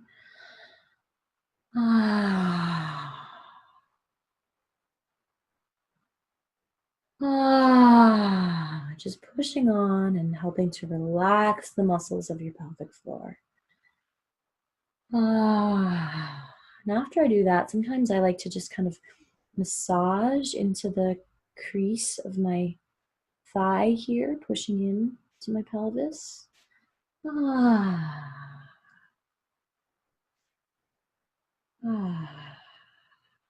someone asked if you can make it so that we can only see your screen. That's up to you guys. If you go up to the top right-hand corner, you'll see there's gallery view, and then there's it's either gallery view or I forget what the other one's called. Gallery view or speaker view. So you want to put it onto speaker view so that you can see me on the big screen. Got it? Great. Awesome. So again, just massaging on this side.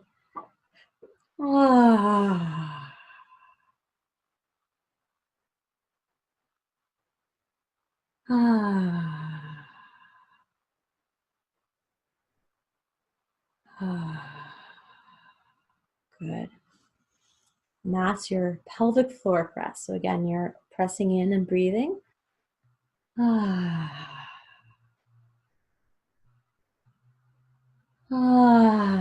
Doing that multiple times, and you can also massage in there. Great. Wonderful. The next move is called chi slaps. This is where you're going to take a flat palm and you're going to very gently slap your vulva. This just, again, brings blood flow and sensation to your vulva in a different way. It's a little different than massaging. And then you're going to slap your thighs inside, up to the knee, and outside on both sides. And then slap your vulva again. Doing the ocean breath.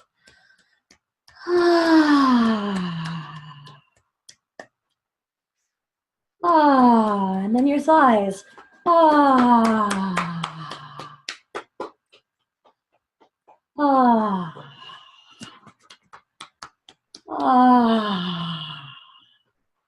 And then one more time with the vulva. Ah. Ah. And then your thighs one more time. Ah. Ah. Relaxing, remembering to relax and breathe into all of these movements. Wonderful.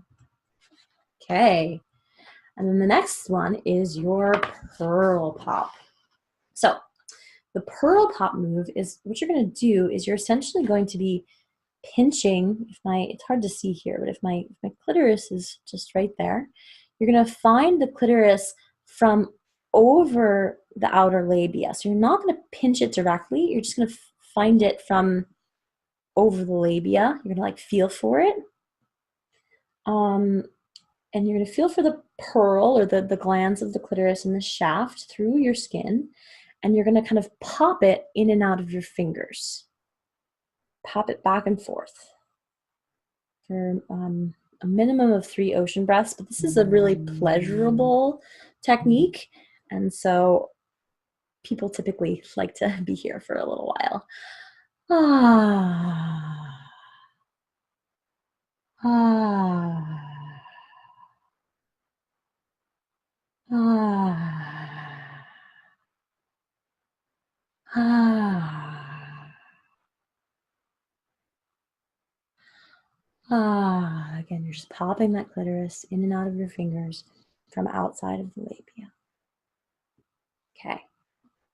From there, you can also usually feel the internal shaft from outside of the labia. So you can also massage that shaft. And that's the next component, massaging the shaft of the clitoris. So there's 2 ways you can do that. You can do that from outside of the labia, just like we did the pearl pop. Massaging the shaft.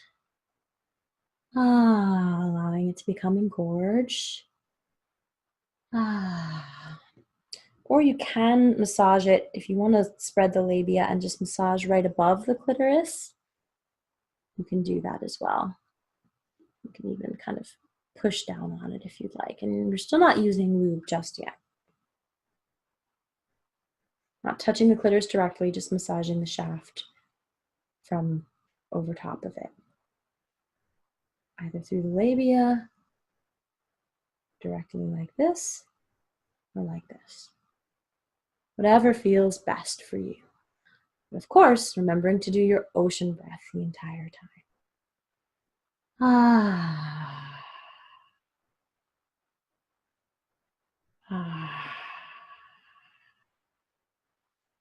Now, if at any time while you're doing this, you feel an area that has numbness or pain or irritation, instead of just kind of breezing by that area, I want you to take a moment and stop and just bring a little bit of breath, touch, and awareness to that area. We are not only allowing the yoni to engorge, but also being aware of the different problem spots or places that our yoni might be holding tension or somatic pain, because sometimes our traumas or our past memories can be stored in the tissue. And you'll always know this from if there's numbness, pain, or irritation. That's a clear indicator that there's something going on, either physically, emotionally, or somatically with the area. So let's say if I was doing my labia massage as I was before, if I felt like a numb spot here maybe, what I would do is I would just put some extra pressure on that numb spot, and I would do ocean breath and just bring my awareness to what I feel as I'm putting pressure on that spot. And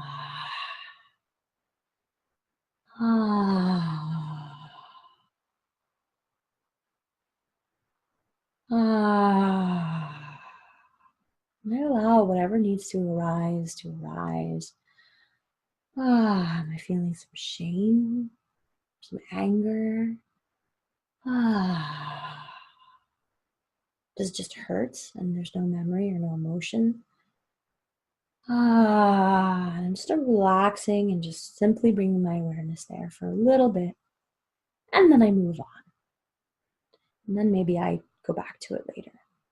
So I just wanted to mention that as an aside. Anytime you feel an emotion, or if you have a memory flash, or If you just feel that pain, numbness, or irritation, just bring your awareness and your ocean breath to it and allow whatever needs to arise in the moment, and just keep going back to your breathing while you hold that awareness. And then if you're able to, continue on with the Yoni massage afterwards.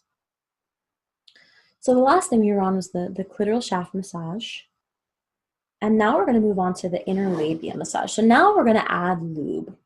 So I'm using a toy lube because I have a toy here and I don't want it to get destroyed. But when you're using lube, you want it to be organic lube, all natural lube that's going to be really, really good for your body. Lubes are not regulated by the FDA and they don't have to disclose what's in them. So you really want to make sure you're using something safe and natural from a reputable company. And we do have some lubes on our website and our shop page that are all natural. But if your body is can handle it, pure organic coconut oil is a really great lube for yoni massage. You just can't use it with contraceptives like condoms, latex, things like that. So, but just make sure whatever lube you're using is going to be safe and good for your body. So you're just going to apply some lube, okay? And now we're going to do our inner labia massage. So when I do the inner labia massage, I just kind of like to gently grasp the inner labia between my two fingers. And sometimes I pull and stretch them just very gently because they're so sensitive. And sometimes I just kind of pinch and roll them between my fingers. Well, this model doesn't have big labia, so it's a little difficult to demo. My labia, my inner labia are much bigger than this. But this model is really just a sex toy, so it's not 100% anatomically accurate. But again, we're just going to really massage that inner labia. With our lubed fingers.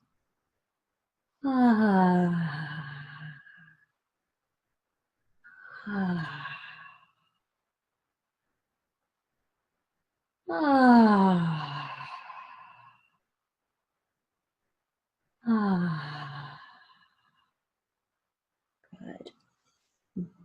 Again, you can pull and stretch it if you can get a hold of it. Sometimes I pull and stretch it a little bit first and then put the lube on, but it's up to you.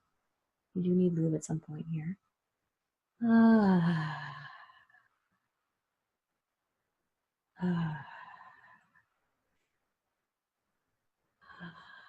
Good. The next one is butterfly wings. So this is particularly good for women who have really teeny tiny labia, inner labia, kind of like this model.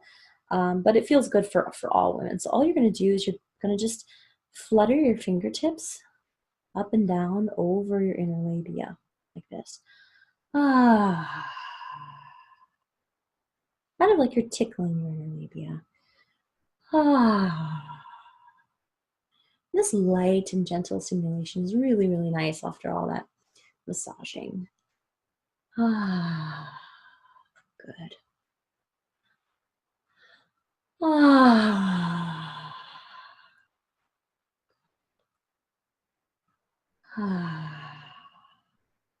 Next is the clitoral bulb caress. So if you remember, we've got our glands up here, and inside of our body we have the legs of our clitoris, and then the bulbs of our clitoris are right in here, on either side of the introitus.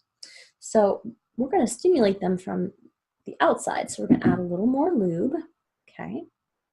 What we're going to do is we're going to put our two fingers on inside between the two labia, between the outer and inner labia, and we're going to just run those fingers in between, pushing down on that tissue, trying to caress those bulbs.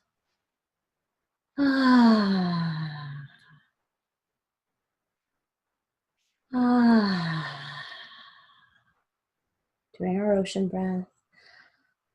You can do it with one hand or you can do it with two hands.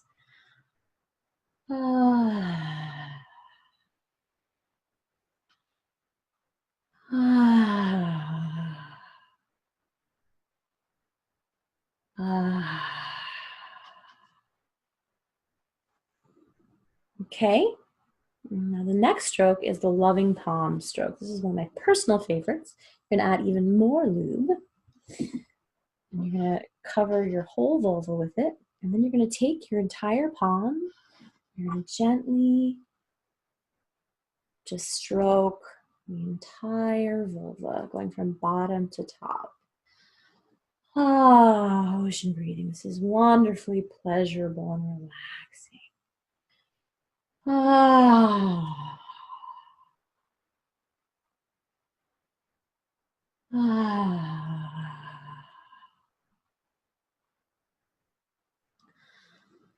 Ah.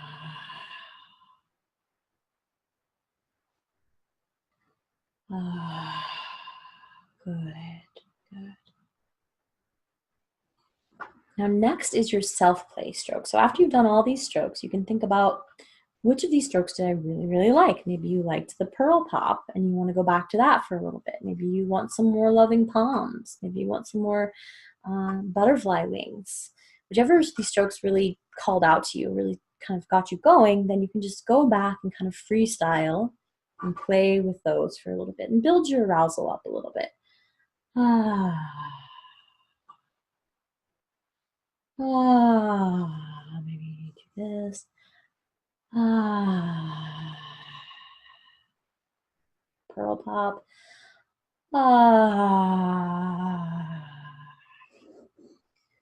Ah, maybe some more loving hands. Whatever works for you. Great. Wonderful. Now, our next part is pleasure. So we're going to start, many of these strokes were pleasurable already, but now we're going to start really pleasuring the yoni. So the first thing that we're going to do is we're going to start stimulating the clitoris, which is we call the bliss pearl, using 4 strokes. Okay, if you need to add a little more lube, you can. All right. We're going to start with a stroke that's a medium pressure, medium speed stroke with one of our well lubricated fingers. So this is just a stroke that builds arousal. And we're going to do our ocean breath the entire time. Ah. Ah. Ah. And then once we start observing that our arousal starts to build and we want to ramp it up a little bit, we can change to a short and fast tickle stroke on the glands of our clitoris. Ah. Ah. Ah. Again, your ocean breath might become a little bit faster as you do this. Just remember to keep relaxing into that pleasure. Ah. Ah. Ah. And then if your arousal becomes too much and you want to slow it down, you can change to a long, slow stroke. Ah. Kind of bring it down a little bit. We're just playing with our arousal, just bringing awareness. Ah. Bringing pleasure to our clitoris. Ah. And maybe we do our medium pressure, medium speed again. Ah. Maybe our short and fast tickle. Ah. Ah. Ah.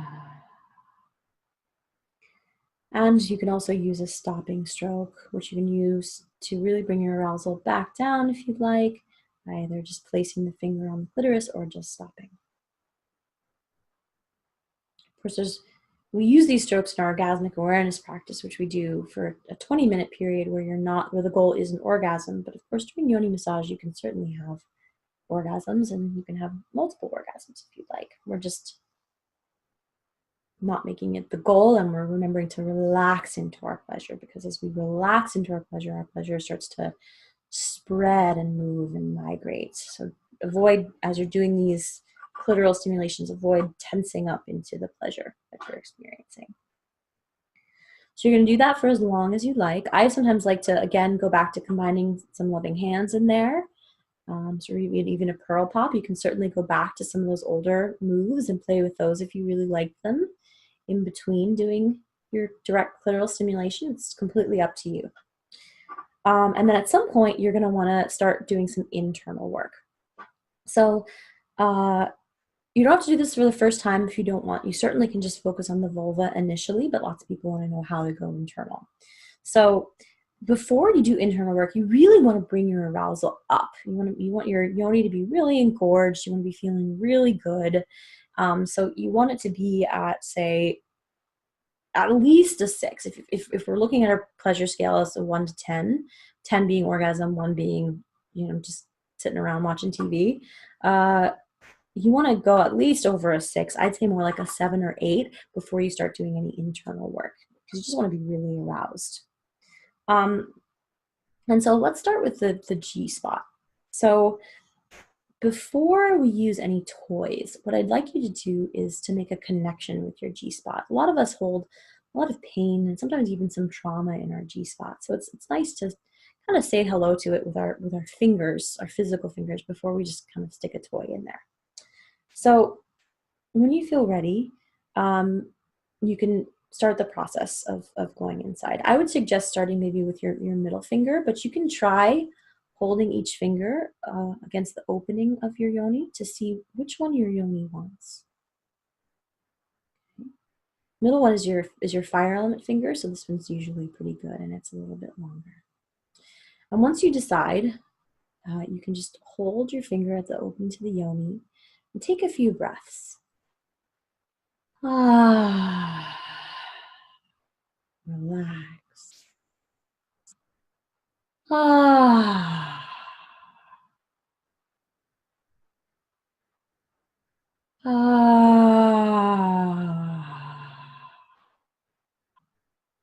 And when you're ready, you can slowly start entering the yoni. Very gently. You don't want to force anything. Keep doing your ocean breath. You might even need to add a little extra lube because we're going internal. Bring a little extra lube in there before we go in. You're going to just feel for your G spot. So again, your G spot is located about 1 to 2 inches inside of your vagina on the front wall of your vagina. So you might get to maybe to your first or second knuckle. And it's going to feel a little bit different than the rest of your vaginal walls. It typically has a few ridges on it, not for everyone, but it sometimes has a few ridges, kind of like the roof of your mouth does. If you touch up behind your front teeth, you can feel that's kind of ridged. Your G spot is often ridged that way as well. So you find your G spot, and all you're going to do is put a little bit of pressure on it with your finger and breathe.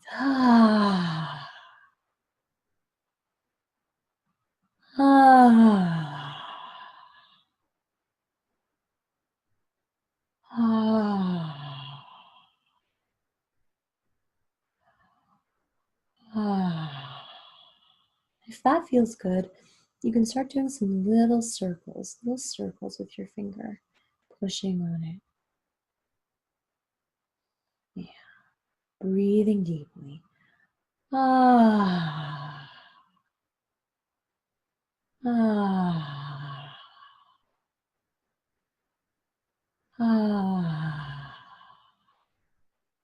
If that doesn't feel good, if you feel any uncomfortable feelings or pressure, you can also imagine your G spot filled with red lights.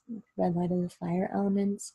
While you do this, you can also stimulate your clitoris at the same time, which is called sensual spreading, where we're stimulating one part that feels pleasure while we stimulate another that doesn't normally feel pleasure, in order to help that area of the body learn to feel pleasure in that area. So we're doing our little circles. Good. Now I'm stimulating my clitoris. And then when that's good, you're going to change to a little bit of a come come hither motion. So you're going to do a little bit of this with your finger. And see how that feels. Ah. Ah. Ah. Good. And then if at any point you start to feel disconnected, then go ahead and place one hand on your heart again, and one hand on your yoni, and do ocean breath at any point that you feel disconnected. Ah. Ah. Ah. Good. Now that you've connected with your G spot, oh my goodness, I'm so lubricated. You're going to want to have some towels with you, which I actually forgot. Give me 1 second while I grab a towel.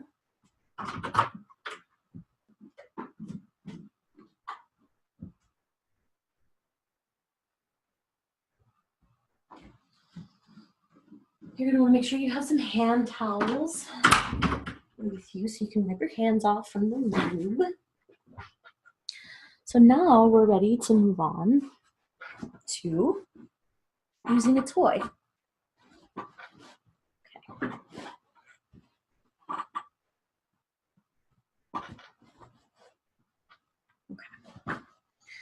So you're going to want to wipe off one of your hands because you're going to need that hand to use the toy. Now we recommend, as a G-spot massager, we recommend the crystal wand, which we sell in our shop store. This is a fantastic G-spot massager because it has these wonderful little ridges on it, which are great for either applying friction or applying pressure, because the G-spot likes both friction and pressure. And if that's too big, you can actually reverse it and use the smaller side first. So it's completely up to you.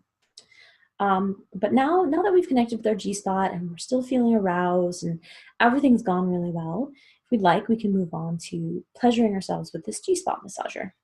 And as you can see, this has this wonderful little S curve here, which allows us to insert it into the yoni and push up easily with our hand that's outside.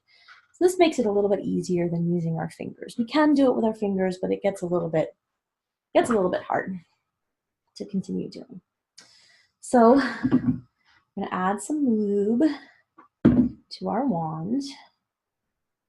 Make sure that's nice and lubed up, just like we did with our finger.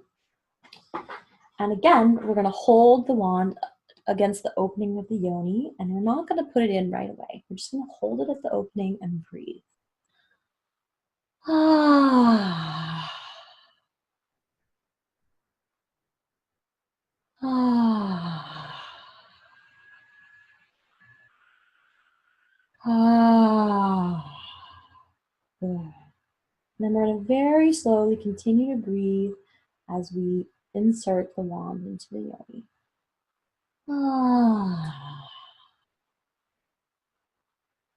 Ah. Ah. Good.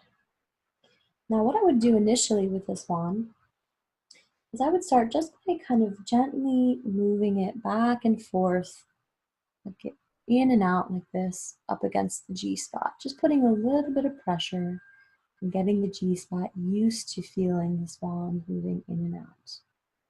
Like this. I might even start pleasuring my clitoris again to do that sensual spreading. Ah, relax with the new sensations and the new pleasure that I'm feeling. Ah. Ah. Ah. And if that feels good, then I might want to move on. So now I'm going to do a come hither motion. So I'm going to do more of this kind of motion. Before I was doing just an in and out like this. Now I'm going to try and do that. Again, I wouldn't have taken it out. I would have just stayed inserted. And now I'm going to try and do come hither motion. Ah. Ah.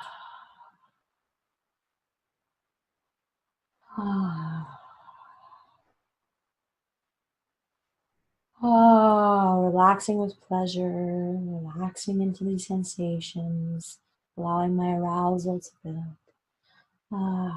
Good.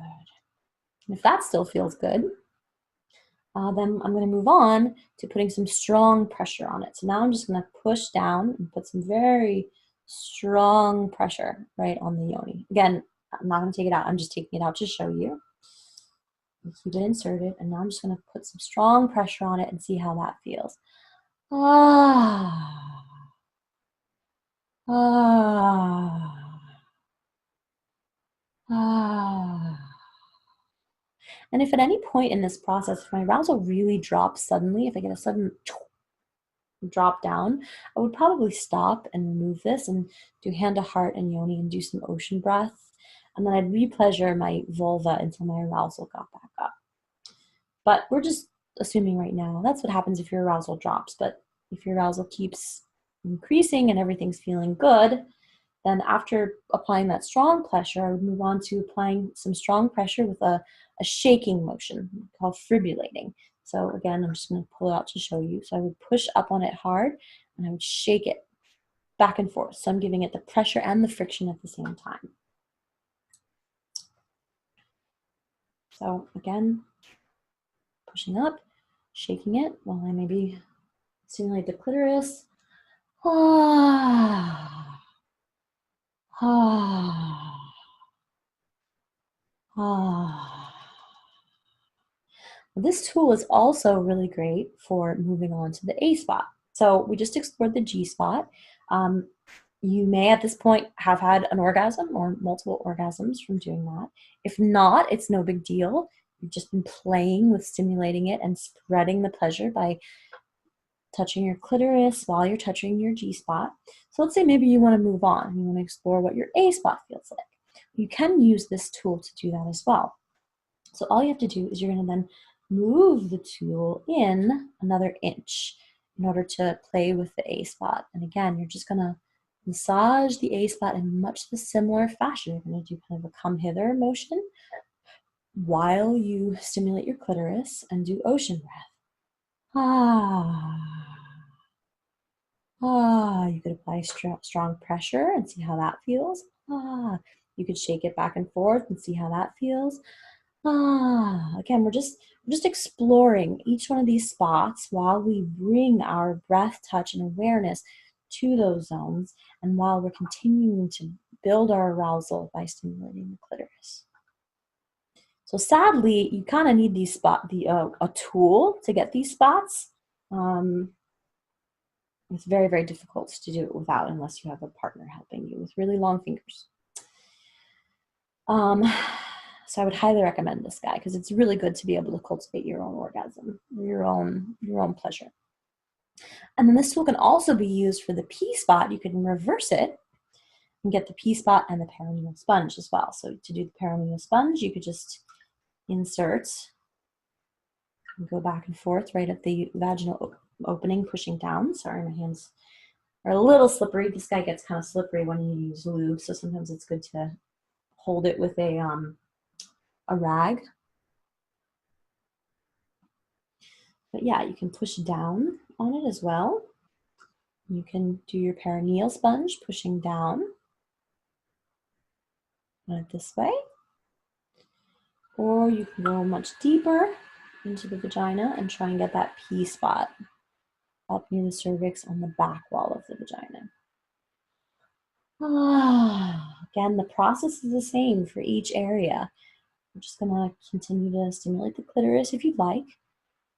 You might have lots of pleasure and you might not need to, but this is a great way to spread sensually. And you're going to ocean breathe, and you're going to bring your awareness to everything you're doing.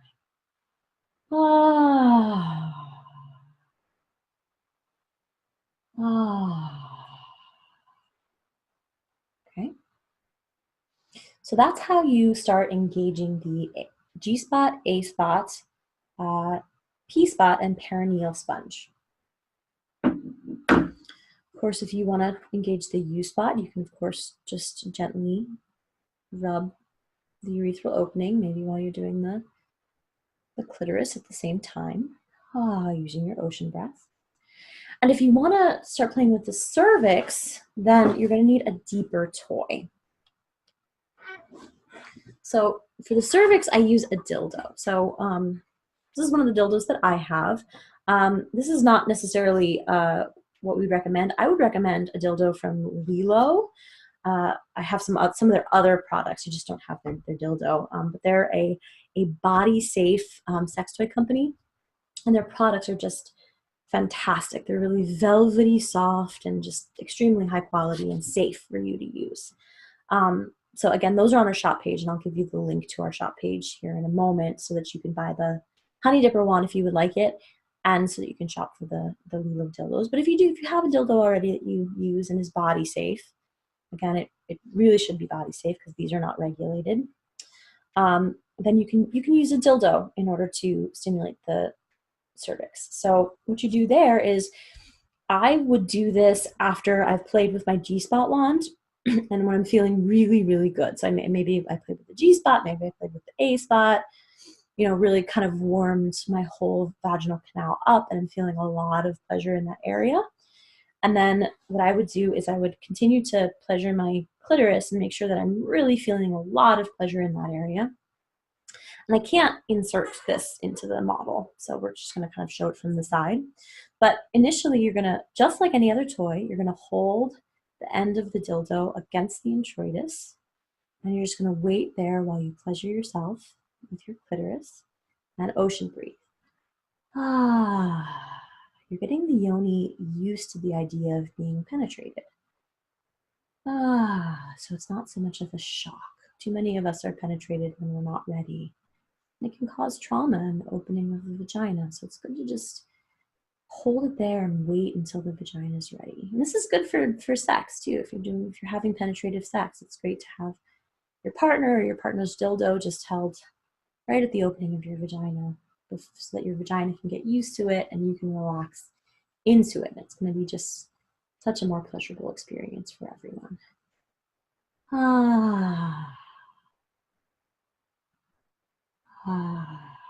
I'm sorry, I know we're going over. We're almost done.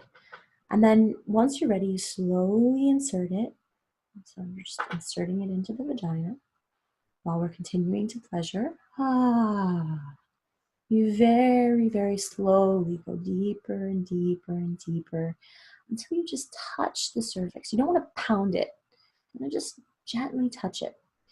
When you're close to it, you can just continue to pleasure yourself, continue to ocean breathe, and you can just very, very gently palpitate the cervix with the tip of the dildo. Seeing how you feel, seeing if it hurts, if it feels good, if you have any emotions. If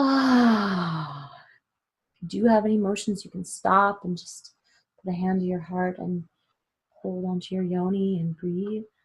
But if not, you can keep palpitating it until you feel pleasure, until you orgasm, or until you've just had enough and you want to be done. So let's say, in this case, I was palpitating my cervix and I had a lovely cervical orgasm maybe, or maybe I didn't, and I just felt a little more pleasure than I ever had before, or I was just overjoyed that it didn't hurt terribly. Now I'm going to very slowly, slowly, slowly, slowly, slowly remove the dildo. I might even continue pleasuring myself while I do that. And then, if I'm done, I can place one hand on my yoni, one hand on my heart, and I'm going to ocean breathe just like we did at the beginning.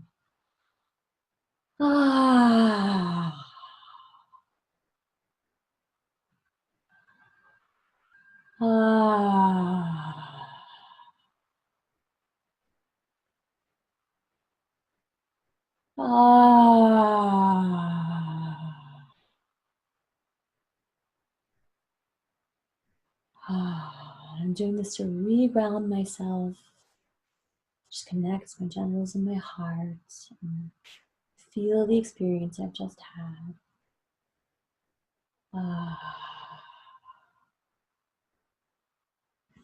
And then when you're done, you can do whatever feels best for you. So for me, sometimes I like to take a nap after my yoni massage. Some people like to write in their journal about their experience.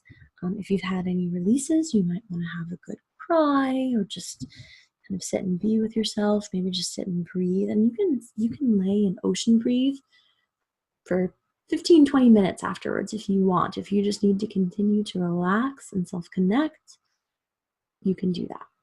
So you end and you take care of yourself in whatever way you need to. And that's the end of your yoni massage.